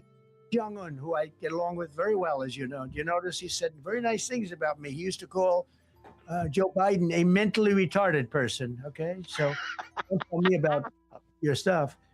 Joe Biden, he said he's a mentally retarded person. He was so nasty to Joe Biden. It was terrible. I'm going to go back and watch this. I mean, I guarantee you, all you guys that smoke weed, you should go and smoke your weed and watch this. You'll be pissing your pants off.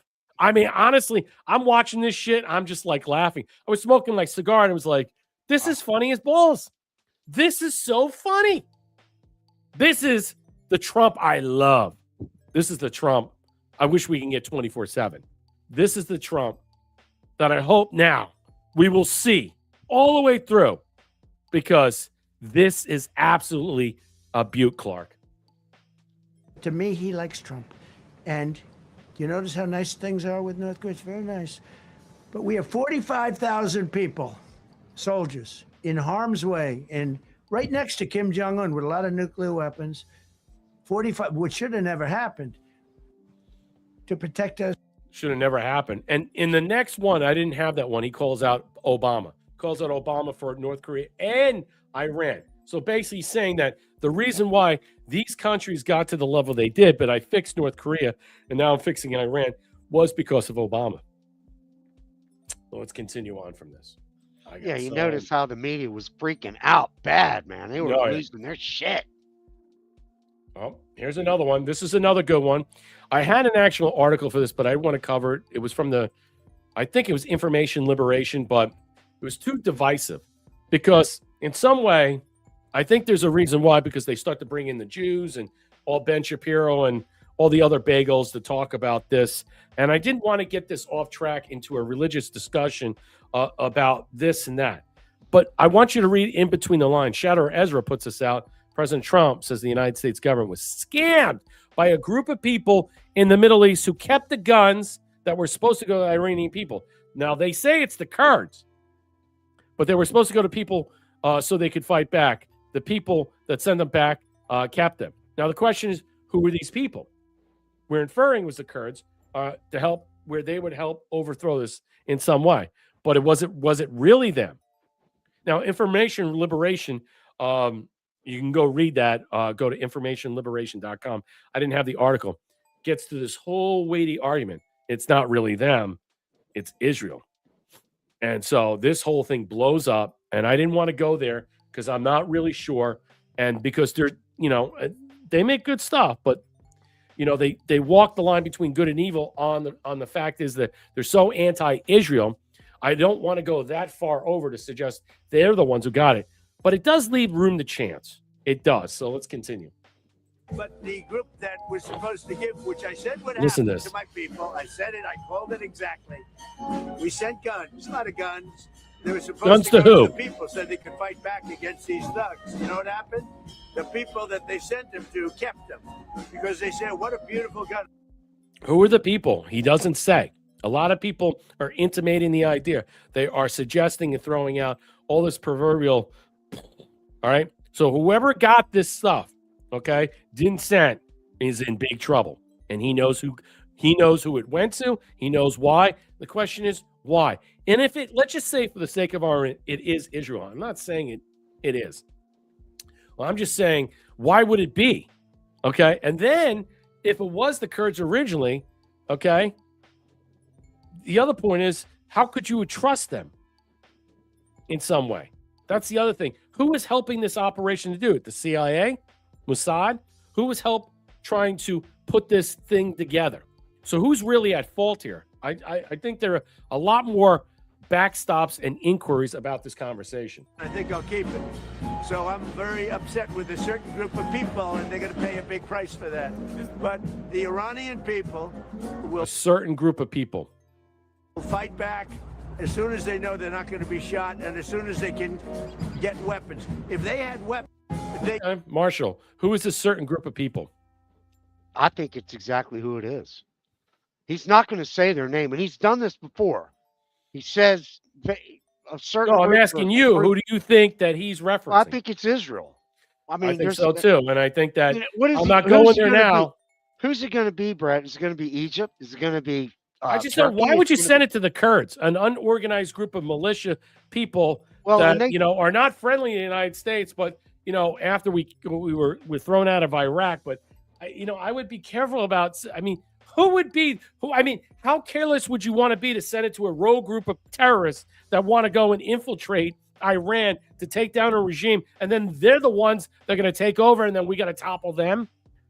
I mean, it would have to be a little bit more, direct and controlled in some way. Guns really sent was this whole. That's the other thing, like scripted, right? Did it really happen? Yeah, that's another point. I mean, don't you're know. letting people know who the bad guy is. That's what to me was what it. Well, we all know that. People. Yeah.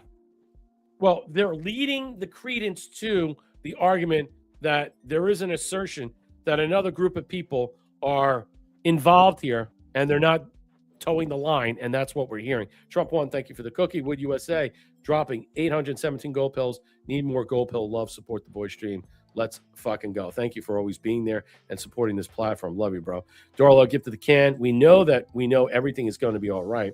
Just don't be deceived. I think we were wide awake here, comfy in the chat. Yes, thank you for the can. You're 100% right. It's not, and that's the problem and stuff, because we're too busy fighting off the parasite influencers while we're just getting caught up in all this other stuff. And I'm trying to, pierce arguments and stuff like that. I'm not saying that I have it. I'm not Candace Owens or any of these other fucking big names saying I have the factual definitive proof that I could show you. I'm plausibly suggesting thoughts that you can critically think and suggest and maybe opine about what your point of view is, where you see this stuff on the bullshit meter. That's what I'm saying. All right. It's an educated opinion. I mean, that's all it is. Yeah, that's the only thing we could do. I'm not throwing darts at a wall. I'm trying to give as best information as possible without having an agenda. And that's the key. I'm not trying to have an agenda here because there's no agenda here. I'm not getting paid out by media conglomerates for $10,000 a month. You guys support the platform. There's no backstop here. All right. This is it. You guys are it. So there's no agenda. I have nothing here to suggest that I want to perceive or deceive you in any way. I'm just trying to also simultaneously have an audience where I can float my thoughts and opinions out there and see what flies. What's your thoughts out there? Because some of your, let's just say, idle thoughts, or let's just say retorts, helps me shape a better understanding of where we are, because that's how you could figure things out in a not a plurality, a majority. President Trump announces the administration is going hard after whoever leaked the fact the only airman served. So when did this all of a sudden the entire country of Iran knew that there was a pilot? So apparently it became a much more difficult operation because a leaker leaked that one. We have to find the leaker. We're going on. So it's either NBC or CBS. Someone leaked this out. We just don't know. They put the mission at great risk, and they put hundreds of people that went looking for him in this. This is what he's suggesting. 2 extraordinary rescues, because it was 2. And as you probably know, we didn't talk about the first one for an hour. And then somebody leaked something, which we'll hopefully find that leaker. We're looking very hard to find that leaker. Someone's in trouble. And talked about, there's somebody missing. They basically said that we have one and there's somebody missing. Well, they didn't know there was somebody missing until this leaker gave the information. So whoever it was, we think we'll be able to find it out, because we're going to go to the media company that released it, and we're going to say, national security, give it up or go to jail. There you go. So it's someone that had a clearance that was working in the media, CBS or NBC. It's one of those two that was working there that had a clearance in some way, and then leaked this information out, and they're in deep trouble. Will they be sued? They're going to be fired, arrested. Who's going this? They're going to have to give up that clearance. It's not going to be good. I don't want to go on. It's like 2 minutes, and I got so much more. Your thoughts, Marshall? I sent you a late one. I don't know if you caught that. No, I didn't. Hey, they found out who it was. Okay, go ahead. It was a media operation out of Israel. Believe it. It was a media operation out of Israel. And you have the article in your Telegram. Oh, yes. That's right. Yeah, I mean, I haven't played. I didn't put it out there. It Well, I wasn't certain about it. Yeah, because I had a different theme I was going with tonight's show. Trump won gifted the cookie, flinging cookies. Darrell, cookie war. Okay, Trump won. Thank you so much. Yes, Darrell, Trump won. Challenge accepted. Trump won another cookie. Thank you. Darrell gifted the cookie. It is we the people, POTUS said. Balls in our court, and now we're going to score or not. I say yes, we are winning. We are winning. And we are able to see through this machination of delusions, of just basically impresario theatrical masterpiece that is directed by this guy. It is basically, you could tell, you could see it. After today, I'm completely convinced. I think the weapons were a bait. I think they were bait. They were bait, though, in some way, yeah. But who were they bait for? I won't say. I've already said enough. I know. We got to be careful. I know. Okay. All right. Let me just move on. I got to fast forward this. Okay. So, all right. Let's move off to other things. So NBC right now is basically, we're going to move off of other things. Supreme Court paves the way. Steve Bannon contempt case to be dismissed. Now, I don't know who's out here right now tonight. Your thoughts about Steve Bannon. But, thank you, Thea, for the cookie. And Thea with another cookie. Dropping cookies. Cookie war. Everybody supporting the platform. I love it.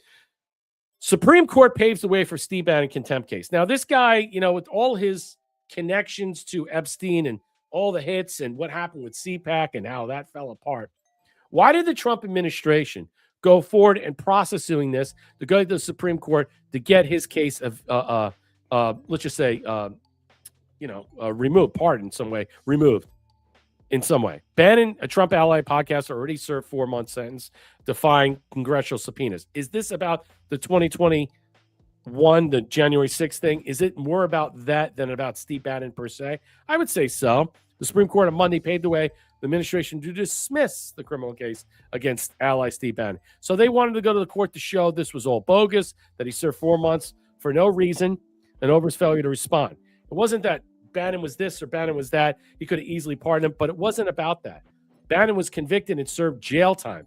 He and the Trump administration now seeking to have the case thrown out after the fact. It would be mostly a symbolic outcome, but it has more weight than symbolism or allegories or parables. Basically, it is he was convicted of a crime that he did not do.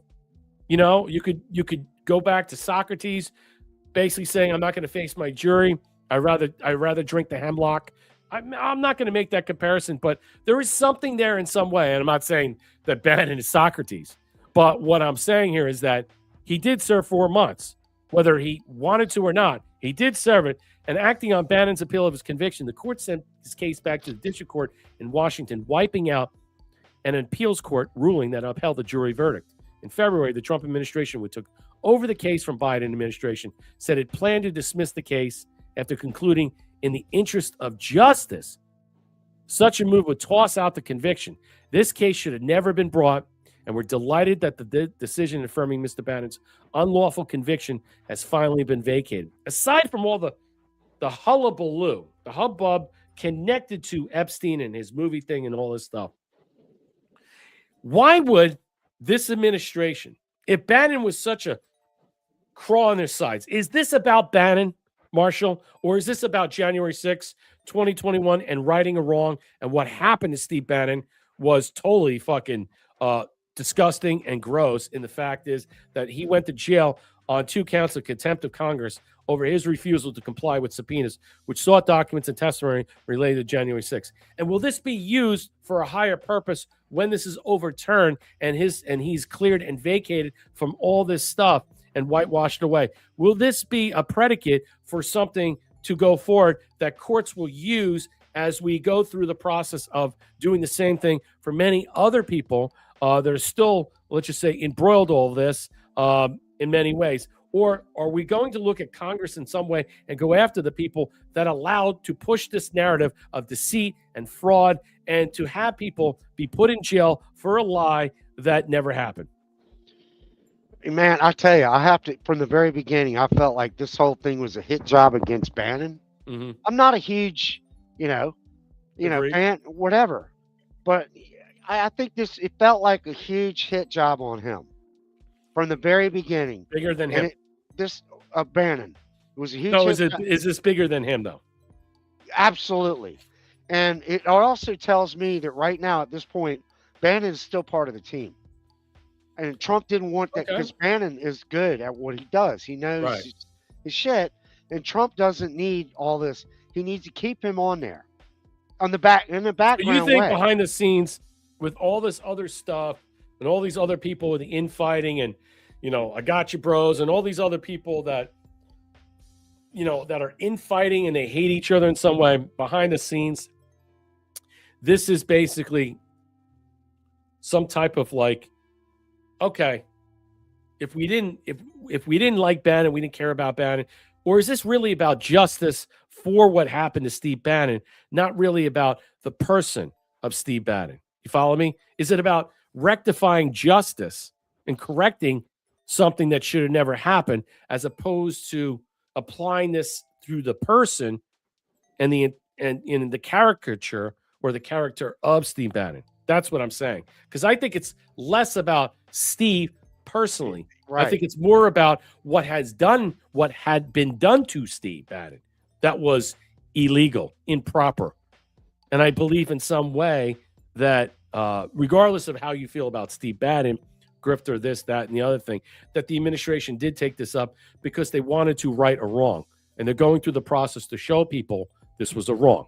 Whether you think the caricature or the character of Steve Bannon or anything about him personally, put him aside and look what happened to him, okay, in this case. Was it fair? I think Bannon also does Trump a lot of good because Bannon Bannon knows who the bad guys are and who's all the players in this whole little thing.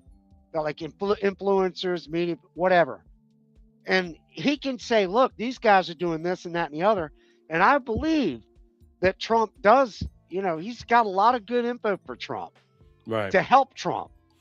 To protect him. I believe that he's got a lot of good. I think they're very close. Okay, so you think this was coordinated and faceted into not just making sure that they right the wrong, but it's because they wanted to destroy Bannon. Right. And they want it. And now that, yeah, and I think there's a level of that. I agree with that. But, him being with the Epstein files and all this other stuff doesn't help him. It doesn't help him at all. All right, Darla gifted a cookie. I'm baking cookies. What flavors? I like peanut butter. Chocolate peanut butter is my favorite. Marshall? I got vanilla ice cream I'm going to make tomorrow. That should so I that he guess wants that's it on what his it he wants that on Yeah. his cookie. Hello, mom. Gift to the Oh, cookie challenge. look, man, Doing I my don't part. Thank you, Darlelle. Gift to the cookie, Thea. Making Thank you so people- much. Bringing up the lead. You're always so generous. Yeah, she is. She's always so good. Thank you so much. You went up Marshall. Ko-fi.com/SurfDog74. Gotta get Remove- 5,000 guys at least. All Go right. ahead. Let me get to. All All right. Let me move on with some of the subtleties. Okay. Let's get into fake Artemis. I'll cover a little bit. I don't care about moon stuff. We never went to the moon, at least not in the way that we think we went to the moon, or not that we can understand, or what they told us in the beginning that they televised. So, and what we're seeing right now, I don't believe any of it. It's all garbage. It's a distraction, and people that are buying it, I can't help you. NASA's back. Tomorrow, this mission's going off. The 127th mission to the space station. Mike and Sonia, the 2 of the 4 American astronauts that are on that flight, they're right out of Central Casting. They're right out of Central Casting. 2 of the 4 American astronauts that are on that flight, they're right out of Central Casting. But what happened, Sean? You talked about the moon, and I want to get to that. But on every single mission that we send, Every time I hear that terminology, I believe they're all fake. I do. You cannot prove to me that Central Casting is not someone as an actor playing a role, filling in some type of placeholder position and acting in accordance to a certain edict that they're playing behind the scenes, that they pull out of this huge closet, okay, that's run by the Department of War, Department of Defense, or clandestine services. You cannot prove to me otherwise, Marshall. And that building he was standing in front of is where they have the sets, the movie sets, I the saw pool, that. the swimming pool that they have. Well, not a swimming pool, but anyway, yeah. That and the fact that he said Central Casting again, Greg. Yeah. And He he's doubled standing down. in He said front it of that twice. building. He said it twice. I'm done. It's a $25 billion money laundering operation. I mean, honestly, I'm just like, for the life of me, I don't get it. I don't understand the whole thing. It doesn't make any sense. I don't trust anything anymore. It's up to you. Let's listen to this bullshit. So what are the chances all these scientists connected to NASA have been found dead? Listen to this. This happened on this was April 4th. Talking about a number of U.S. scientists, some Saturday. connected to very sensitive research, who have died or disappeared. Let's break down what we know so far. We're going to start with Carl Grillmar. Carl Grillmar, pictured here, was an astrophysicist at Caltech. He worked on a NASA-supported space telescope project and infrared systems. Now, he was shot and killed at his home just 2 months ago. Then there's Frank Maywald. He was a senior scientist at NASA's Jet Propulsion Lab, focused on advanced satellite systems, and he died nearly 2 years ago, but his cause of death has never been made public. Meanwhile, Monica Reza also reportedly connected to NASA's Jet Propulsion Lab project. She went missing last summer while hiking in California. No trace. It keeps going.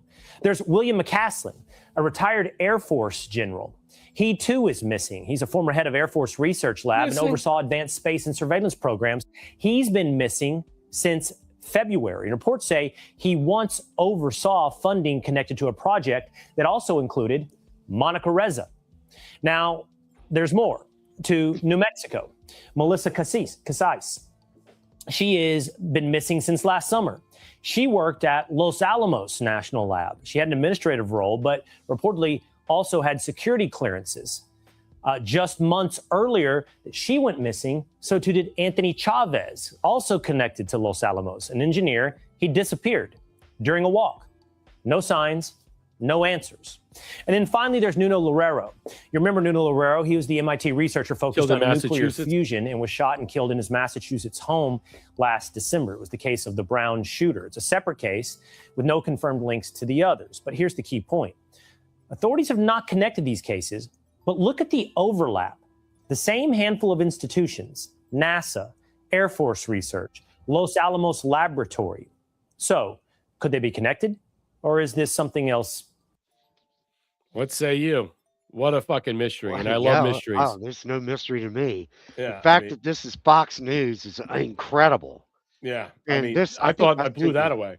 Yeah, I mean, the fact is Fox News. And then when you look at this thing, what did they know? That's the thing. These people knew about NASA. Mm-hmm. They knew the shit show that's been going on over there, in my opinion. Are we about to see the exposure, the great exposure about NASA? I mean, if President Trump releases about the alien stuff, whatever and stuff, will he simultaneously bring down NASA, or is NASA going to envelop and implode on its own? Especially when you cut the funding. You have to consider that. Remember, you have to gingerly walk this in so many different ways without blowing people's minds. Okay? I mean, the whole thing in general is going to blow people's minds that are not dialed in, that are at least read in the sense they're read in and they have an understanding of what's going on. Perception management, as I normally say. But you have to have a clear-eyed view about how you perceive these things. There are people who think that NASA is completely on the up and up, and they do these wonderful things, and everything is real, and they're not. They think we went to the moon. There are those people out there. There's probably a lot of people out there, and they're probably going to have a heart attack and die when they hear the truth. There are probably people who don't believe in all this other stuff. They're going to have a heart attack and die. That's why a lot of this stuff is being done probably behind the scenes, because a lot of people can't handle what's taking place. You know, I find it interesting. It's like the whole idea is that, you know, the truth will set you free. But in the process of understanding the truth, there are many truths that are covered up because they won't set people free. They will just kill people. And I think that is the way I'm starting to see that. I'm separating the Bible, but there are many truths that, because they've been hidden for so long, are going to kill people. You know what I'm saying? And maybe that will set them free.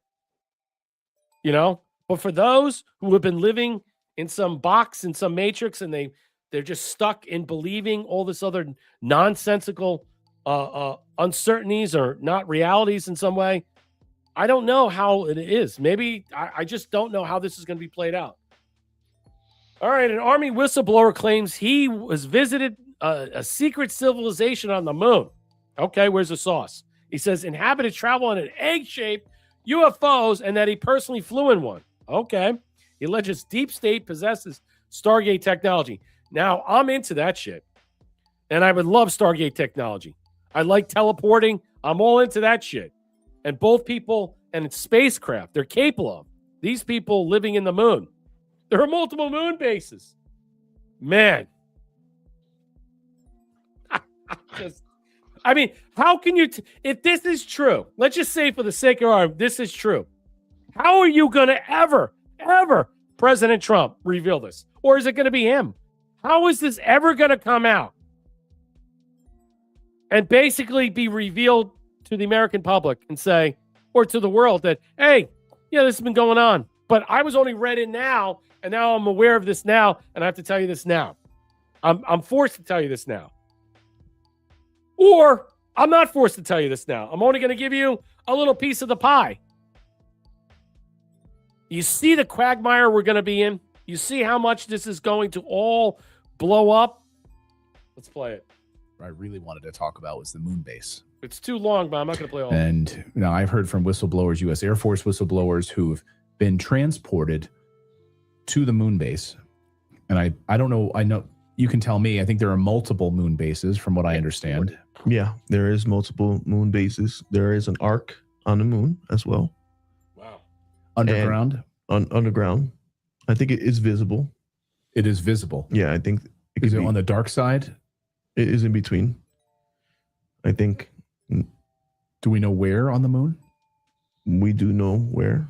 And I think maybe do you have any idea specifically, like if I'm looking at the moon, because a lot of amateur astronomers are going to want to dial this in. No, I do not know the exact location. Well, I can't give out the exact location. Okay. There's a lot of different countries involved. I know that. I know that there's another.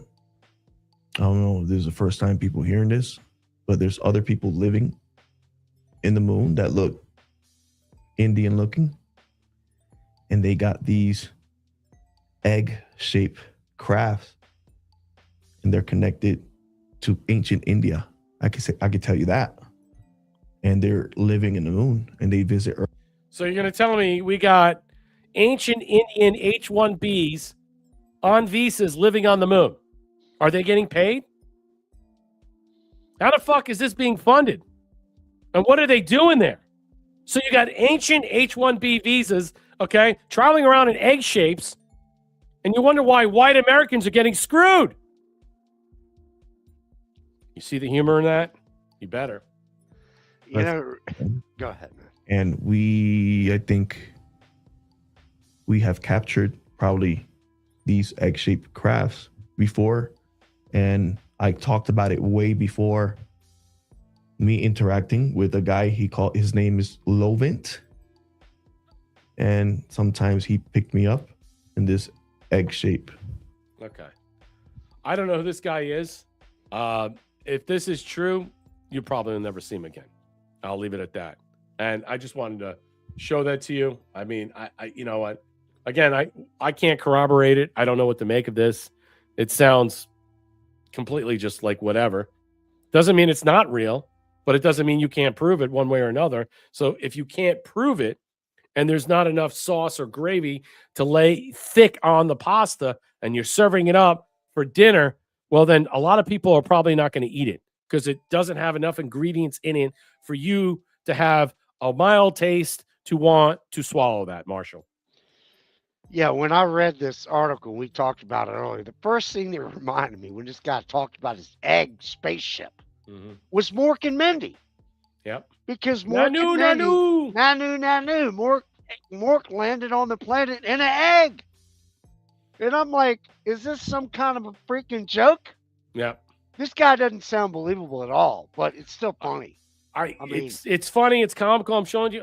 I'm not like saying that he's lying. I'm just saying if you can't make that gravy with extra grandma's sauce that tastes so good, okay, that you won't spit it out, then you'll swallow it. That's what I'll say. Darla gifted the can. We need freedom enough working for the governments. They take advantage of us. Absolutely. Darla, dropping a cookie. Okay. Why would you need money on the moon? This shit show has to stop. No, you know what? But, yeah, and I was being facetious. I was being facetious because I was saying you have dark-skinned Indians from ancient India that travel around these egg-shaped things, teleporting all over the place and stuff. And I was saying, so they're working for the government? Are they getting paid on H-1B visas? So I was using that supposition to make it funny, and that funny. Well, that's why we need so. Why would they need money? Exactly. Why would you need money? I mean, obviously, you're going to need something to trade and barter, and it's probably not your shit. Okay, I can tell you that right now. New ICE records show Iranian General Soleimani's niece, Hamdameh Soleimani Ashfa, is now being held in an ICE detention facility at ICE's South Texas detention facility in Purcell, Texas. ICE initially arrested her in Los Angeles. Her daughter, Hosseini Sardanat, is at the same facility. Apparently, this broad, and I'm going to show you, was partying up as a whore from the Strait of Hormuz, okay? Trashing it up. And it's okay because, hey, I'm not my dictator. I'm not part of the dictator class, but my family is. And so I get to live free, no hijab, and I get to be the whore of Persia in LA. And there's a lot of these fucking pigs. Watch this, and this should make you sick. And think about all the people that get persecuted, murdered, and killed, okay, in Iran while these fucking elites walk around doing whatever they're doing. Drinking, tattooing, having... So there's the disconnect. They're not Islamic fundamentalists. That's how they portray themselves. In actuality, they're just tyrannical fucking what? Tyrants, deviants. Well, they're deviant as hell. Fashions, yeah. I mean, they do some nasty shit. Niece and grandniece of Qasem Soleimani have enjoyed a high-end, luxurious lifestyle in Los Angeles, completely free from the Islamic restrictions they help enforce at home. How can the Islamic Republic justify killing, torturing, and imprisoning thousands of women for violating Islamic morals, while allowing a liberal life of luxury for their own families? But justice is finally catching up. Just days ago, the U.S. revoked their legal status and arrested them. But many more remain out there, enjoying lives funded by decades of exploiting the Iranian people. The rest of the world must act, now. Share this. Be their voice. Yes, there's a lot of Iranians in LA, and they own a lot of property, and they're influential, and they need to be removed. There's no doubt about it. With this war going on, everything about this whole thing makes me sick to death. Darrell L. dropping some really fucking heat. Gifting the cookie. Egg-shaped penis, Epstein. Bingo. That's fantastic. Good correlation, good connection. Way to fucking play that up. Egg-shaped penis. Egg. That's fucking. Brett, the biggest deviants are these radical Islamists. I'm thinking of Hanna-Barbera with the igloo and oh my. Oh, that was so good. Oh, she hit the spot on that. The biggest deviants are these damn Islamic radicals. Oh, yeah. They're the worst. They do the All right. worst shit. This is what I'll leave you Brad. with, and then I'm going to drop all the pills and see what. America was just a target. It was also the escape plan. The loophole is starting close. The U.S. arrested Qasem Soleimani's niece in Los Angeles. Secretary Rubio revoked the green card and his daughter for promoting Iranian regime propaganda while living in a lavish lifestyle in America. Same week, State Department terminated legal status for the daughter of Ali Larijani, the former secretary of Iran's Supreme National Council. Wow. The ideology stays home. The family gets out. Bikinis on Instagram, luxury in L.A. and Vegas, while ordinary Iranians suffer under sanctions. Yep. It's disgusting. CCP, Politburo officials restricting internet access at home. Children at Harvard.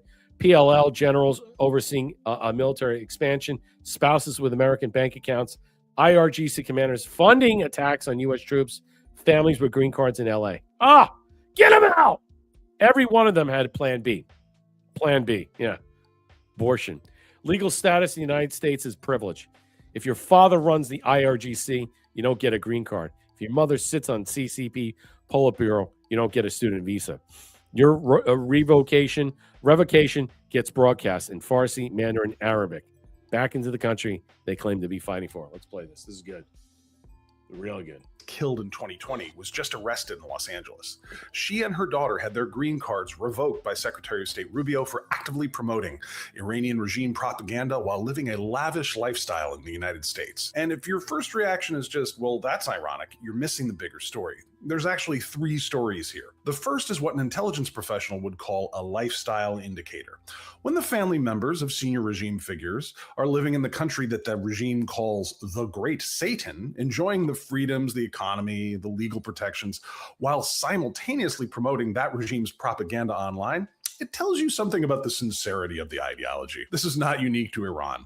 This is a pattern that you see with authoritarian regimes worldwide. Yep. The leadership class sends their families, their money, and their real estate portfolios to the West, while telling their own population that the West is the enemy. The ideology is for domestic consumption. The lifestyle is for export. In Iran, their words and deeds are for the glory of Allah, but for the family members, their bikinis are for Instagram. The second story is operational. The State Department didn't just revoke one family's green cards. Earlier this month, they also terminated the legal status of the daughter of Ali Larijani, the former secretary of Iran's Supreme National Security Council. That's two senior regime families stripped of their American foothold within weeks.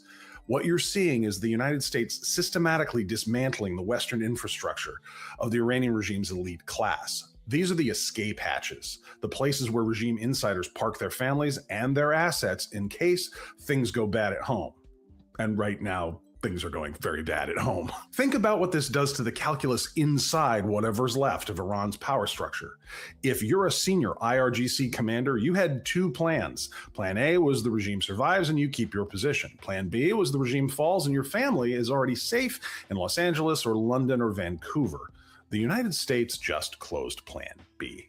That's not immigration enforcement. That's a strategic pressure operation. But the third story might be the most powerful, and it's not aimed at Washington or Los Angeles. It's aimed at Tehran. If this story is broadcast inside Tehran, and you can bet it will be, it shows the average Iranian citizen something devastating about their own regime. The family of Qasem Soleimani, the man they were told was a holy warrior and a martyr for the Islamic Republic, his own relatives were living it up in Los Angeles and Las Vegas in ways that can scarcely be called conservative or religious. While ordinary Iranians suffer under sanctions and repression in the name of the revolution, the regime's own family members were enjoying everything the great Satan had to offer. That's not just hypocrisy. That's proof of fraud, top to bottom. And remember what we talked about in the last video. Only 57% of Iran's population is ethnically Persian. So you've got Kurds, Azeris, Baloch, Arabs. Nearly half of the country held under a Persian theocracy that demanded sacrifice for an ideology its own ruling families didn't even believe in. When that story reaches those populations, it doesn't just embarrass the regime. It demolishes the moral authority that was the last thing holding that structure together. Keep thinking. Yeah, what an excellent overview. And I think that Iran will eventually be a Democrat republic in its honestly, because the fact is it is made up of so many different pluralistic groups in so many ways that the theocracy and the subjugation of the control from this artifice will no longer be allowed. Once they're able to see what is happening and what is being done, and they already know what's going to be done, that they'll have a new, let's just say, a new purge in some way, that they'll have some type of redirect, that they'll be able to come back from this and in a way that'll be fashionable, democratic, and that their society will flourish. And these people will be able, these young people, what is the average age? Under 30 in Iran. I mean, it's just amazing. All these young people. I look forward to the day that we can go visit Iran, when it's a country that's not going to be this type of apocalyptic, theocratic, mercenary, psychopathic, whatever illusion. And their future is real. And I think President Trump is weighing that. And the way we're seeing this and perceiving this at the moment makes you think that the speculation in some way is ratcheted up because of, again, the agitprop. But I think the agitprop is less to do about what we're seeing now and more about what's already been done, Marshall. And that's my final thought. Yeah, and the Islamic religion itself, especially the extreme, they live a complete lie, Brett, and everybody should know that. They live a lie. When I lived in Cancun, Mexico, I had plenty of them I dealt with. And I was selling, resort stuff. But these people, they live a lie because they say one thing, but then they go somewhere else, and all of a sudden they're doing like a lot of nut stuff that they're not allowed to do or they're not supposed to do. So, I agree with you. I mean, this whole thing, them in L.A., they're flashing, they're doing OnlyFans stuff, all this crap. Yeah. So, you know what? That's what I'm saying. That you could tell by the offspring of these people, they're entitled fucking debutantes and elitists and stuff, and they're no different from all these other shithole European countries that act in this manner in some way. They're entitled, or even in this country in some way. When you see how these people get away with all these different things, so no, it's no different in some way. But what they do to their people and how they treat their people is going to be a complete zero back. Look, I mean, the regime falls and the people have their way, they'll kill whatever's left if they have any type of way of demonstrating their attack. I mean, I think so, and I think whoever held back that operation for the guns or transport in some way, whether it was like you said, it was some type of scenario where they were basically just testing the waters and it was like a mole hunt or something like that, or trap. My concern about this is and stuff like that. What are we to perceive tomorrow? Are we going to have some type of crazy outcome, or will the absolute surrender be given? I want everybody to ponder on that. That's my thought for tonight. That's our show for tonight.